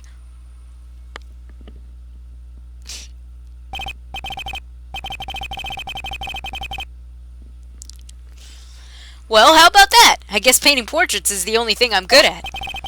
The painting of Pearl was pretty darn good too, if you ask me. Huh? Now that you mention it, I haven't seen her around. Pearls. Where could she have gone? Normally, she would have made a decline. She would have made a beeline for Maya. Oh, I'll go look for her. Be right back. Hey, Pearlie! Right. You seem to be uncharacteristically puzzled. I suspect you're wondering how Maya can be so cheerful despite all that has happened. Yeah. To be honest, I can't understand it either. Francisca. That's right. She lost her father fairly recently as well. I think I understand how she feels. Maya's a much wiser person than she appears, and I think she realizes something. Now is exactly the time when she needs to be as strong as she can. What do you mean by now is exactly the time? Maya wasn't the only one that was badly wounded by this incident. In fact, there was someone that was hurt far more deeply than she.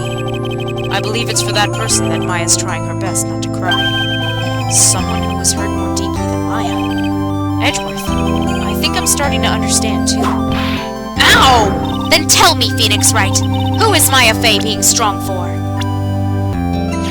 Take that! Pearl Fey. The poor kid. After all, the reason that she worked so hard to follow the instructions was because she loved and believed in her mother, Morgan. It's for the good of the Fey clan. I'm sure she believed in every last word. She thought she was doing it for Maya. That's why she was so happy.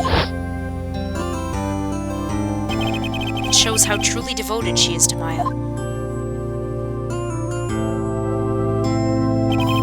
But it's a cruel irony that it was her exuberance that led to this tragedy. Maya Fey's mother was killed, and Maya herself was put into the deepest peril imaginable. And that's exactly why Maya's putting on a brave face. She's doing it for Pearl's sake, until she can see her smile again. Oh, hey! So this is where you all work. Gumshoe! Wow, looks like we— Ouch! What was that for, sir? Sorry about that, Scruffy. My whip just seems to have a mind of its own. What's up, Detective Gumshoe? Oh, you know, this and that. Anyway, congrats on your win. Let's go out tonight, pal. Dinner's on me. My salary's just sorta kinda gone down by a teeny weeny bit, but it's alright. I made reservations at a first-class French restaurant tonight. Ah! Pretty good work, Scruffy. That whip was your reward. Detective Gumshoe? You said a first-class French restaurant. You don't mean... Très bien! Where else? I knew it. We're doomed. Come on, let's go, everyone! Can't keep Maggie waiting! Hey you, Crybaby! You're invited too! Oh, forget about me. Pearl and I'll be at the loser's shack eating potatoes. You know, Maya's taking an awfully long time to get back. She's still out looking for pearls. From the original trilogy, my favorite? Honestly, it's probably pretty typical. My favorite characters, again, are Phoenix and Maya. My favorite antagonist is definitely Dahlia Hawthorne. Oh, Maya, what's wrong? What about you, Flames? Nick, what do I do? Pearly, I can't find her anywhere. Huh? I'll bet she just went back home. That's all. I thought so too, so I called the village, but no one has heard from her. This has never happened before. As I figured, she's been badly hurt by this incident. She feels responsible for the tragedy that has befallen you, Maya. But none of this was her fault. What should I do? Actually, that's funny you say that. The Ace Attorney series is actually getting an anime. Phoenix Wright's getting an anime coming out this year. Detective Gumshoe. Yeah, what is it, pal? Could you guys go on ahead? But what about you? Maya and I we'll join you guys once we find pearls. Nick. Aw, yeah, Edgeworth's awesome too. That's why I said mine is pretty cliche and typical. I just really like Phoenix and Maya. Don't worry about us, Detective Gumshoe. Oh, I also love Gumshoe. We may be a little late, but we'll definitely be there. We have a lot of celebrating to do tonight, and I wouldn't miss it for the world. Yeah, but you're the... Ah! Very well, Phoenix Wright. We'll go on ahead. Don't keep us waiting, right? We won't. But where should we look? Where could Pearly have gone? Let's go, Maya. There's only one place I can think of that pearls might have gone to. Oh, that's okay. Thanks for not risking the spoils. Thanks.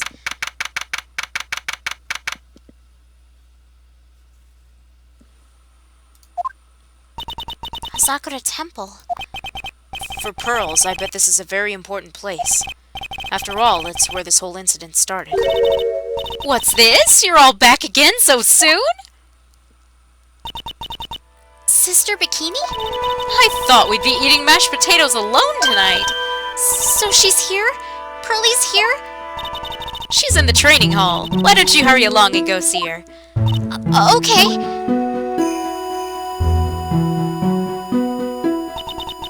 Pearly's not here. Ah, Maya, the hanging scroll. Ah! Someone cleaned it off. It's gotta be pearls. Ah! Mystic Maya! Pearly! Why? Why did you just leave like that?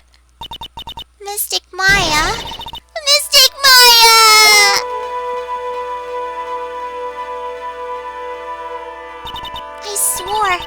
I swore that I would never trouble the two of you ever again, because it's all my fault that Mystic Maya's mother... That's why you came here? It's the least I could do, to pray for your happiness. You don't have to do that, Pearly. It wasn't your fault. You didn't do anything wrong. Of course I'm sad that my mother's gone, but... How do I say this? I'm still happy. You don't have to lie just to make me feel better. No, really. It's true. The only reason I'm still here at all is thanks to everyone who was there for me. My sis, my mother, Mr. Armando, Nick, and you. If even one of you weren't there, I'm sure I wouldn't still be alive right now. That's why I have to be strong. for all the people that were there for me when I needed them. That's all I can really do. Mystic Maya? I'm impressed. You truly are the daughter of Mystic Misty. Sister Bikini? Your mother, Mystic Misty, was a strong woman indeed. I want to tell you what she said to me that night. After dishonoring the good name of Karain, I don't have the right to face my daughter. But still, Maya's always in my thoughts. It's true. She'll always be with me until the day I die. Your spirit was with her. That's why your mother was so strong. Even at the end, I'm sure she had no regrets. She'll always be with me until the day I die, huh? There's a rule or something all masters are to follow, isn't there? To never take the charm off until the day you die. That's the Master's talisman. The thing that Misty kept by her heart and would never take off. It wasn't the container that was important. Rather, it was the contents. That's... a photo? Ah!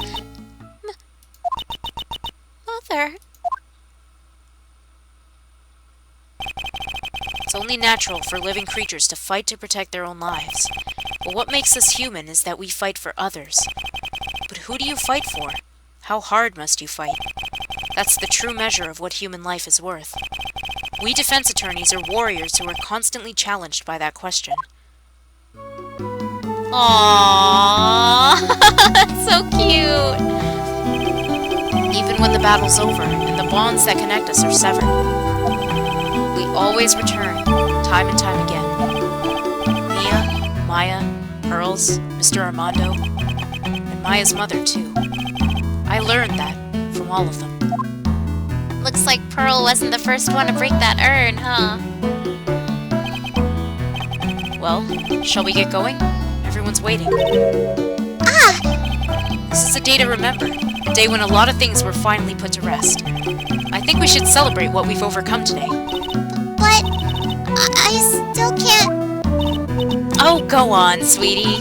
You can come back for training anytime. Okay.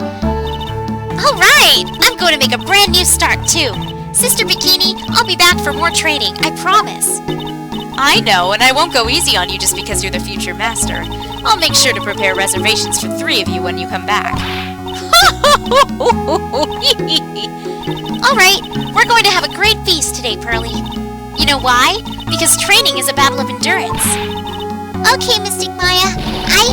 I'll eat lots and lots of food tonight. You know, there's one thing I don't get, and probably don't want to, but... What is it, Nick? Reservations for training is fine and all, but why for 3? Come on, what do you think? You're one of us, Nick. Next time, you can train right alongside us. Huh? I'll be waiting for you. Sister Bikini will take special care of you. Huh? Huh? It'll be great, Nick! We're going to do the special course, naturally. Huh? Huh? Huh? That's a great idea!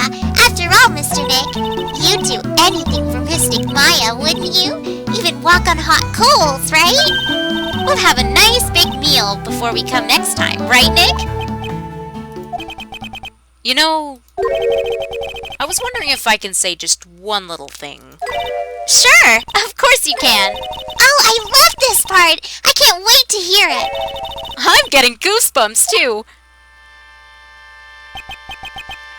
Well then, here goes nothing. Objection! Yay! I love the endings. They're so great. We did it!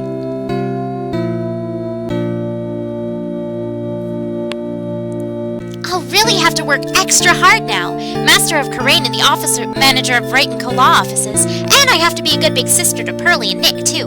Well, as long as I'm not locked up or captured or something like that.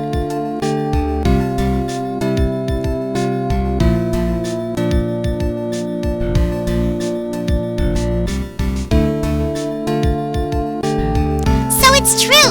Mr. Nick really is Mystic Maya's knight in shining armor. He went through with the special course all the way to the end. Actually, I heard he's a legendary, extra special, ultra, blah blah blah. I think I'll surprise the two of them by making them a secret reservation. Uh-oh. Thank you! Thanks for waiting so long to conclude this game. It's been a couple months. Now we can move on to the other Ace Attorney games. Maggie bought me a brand new coat as a present, pal. I feel 10 years younger. I'll never take it off. Yes, but somehow you just don't seem the same. I guess a dirty, shabby old overcoat is just more detective-like, sir. Don't worry about it. In the name of love, a man will soil himself silly.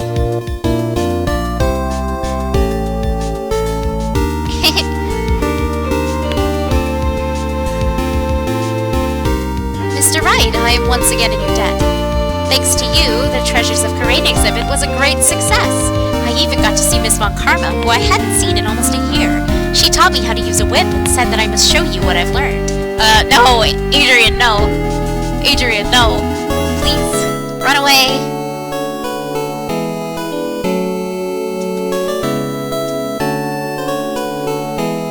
Desi and I started a company called Masks Consulting. We're dedicated to stopping the evil plans of all the criminals in the city. Our motto is cut it out, please! Pretty cute, huh? Well, we also sell plans to the criminals as a kind of side business. I wonder if that's okay. Sometimes I think maybe we're the worst criminals.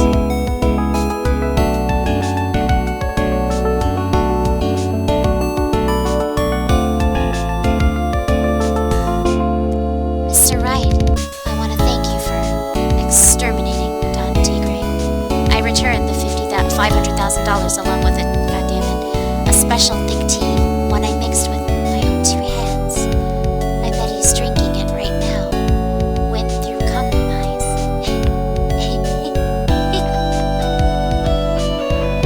Sometimes the text is too fast. That's a shame. I'm just old and in the way. A wrinkly, grumpy, clown-nosed waste of flesh. At least that's what I thought. But my grandkids had a birthday party for me the other day. Talk about embarrassing. 69 years old and I cried like a baby with a dirty diaper.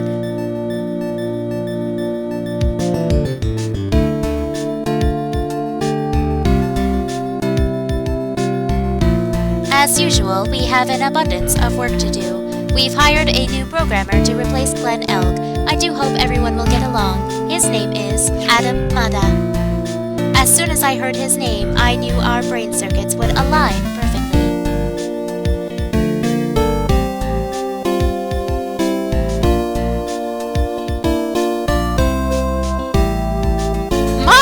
My, more reporters?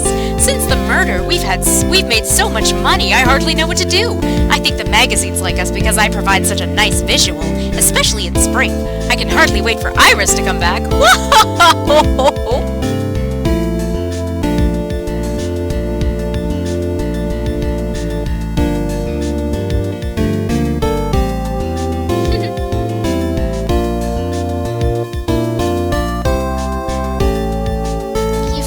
Such a respectable man, Feeny. It was so sweet of you and everyone else to come and visit me here the other day. Of course, I was happy that you constantly had your eyes on me, but I felt kind of bad when the little one slapped you so hard you got a nosebleed.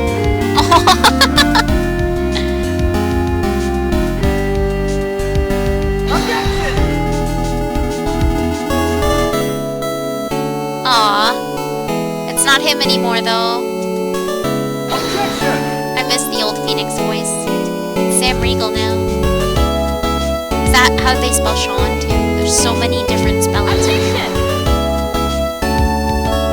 I love that they're showing the voice actors, too.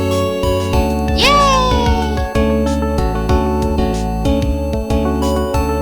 Objection! All voices by Chiaki. Very true, except for the actual objection and take that, etc., etc. All me. A very tired me.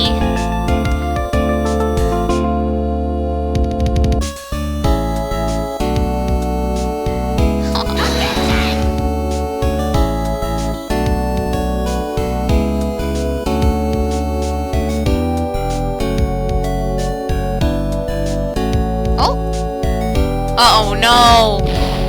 What's this? I'm back from a long and tiring vacation and no one's here to greet me? I guess while I was gone, my little whippersnapper buddy quit. Now I've got no one. And what kind of lonely, crazy security room is this supposed to be anyway?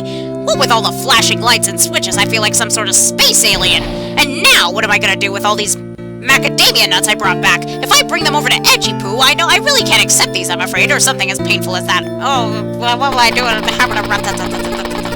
Yep, lost it. Once you lose it, it's done. You can't catch up with Old Bag. I'm gonna try to upload it to YouTube. I finally found something to do. Franzie's Whiplash Splash is gonna turn the art world by storm, or whatever he said. I should have realized it sooner. Self-centered, lazy, antisocial. I'm an artist, a really good portrait artist. I'm not a loser after all. Yeah, Larry, definitely not. You go, Larry. But yeah, I tried to upload the other one, the video from the other day with Trails of Cold Steel, and it is not uploading to YouTube. So, if you're ever looking for a video that you can't find on YouTube, probably because I can't upload it, just check here. I will highlight it here, and you can always watch it on Twitch.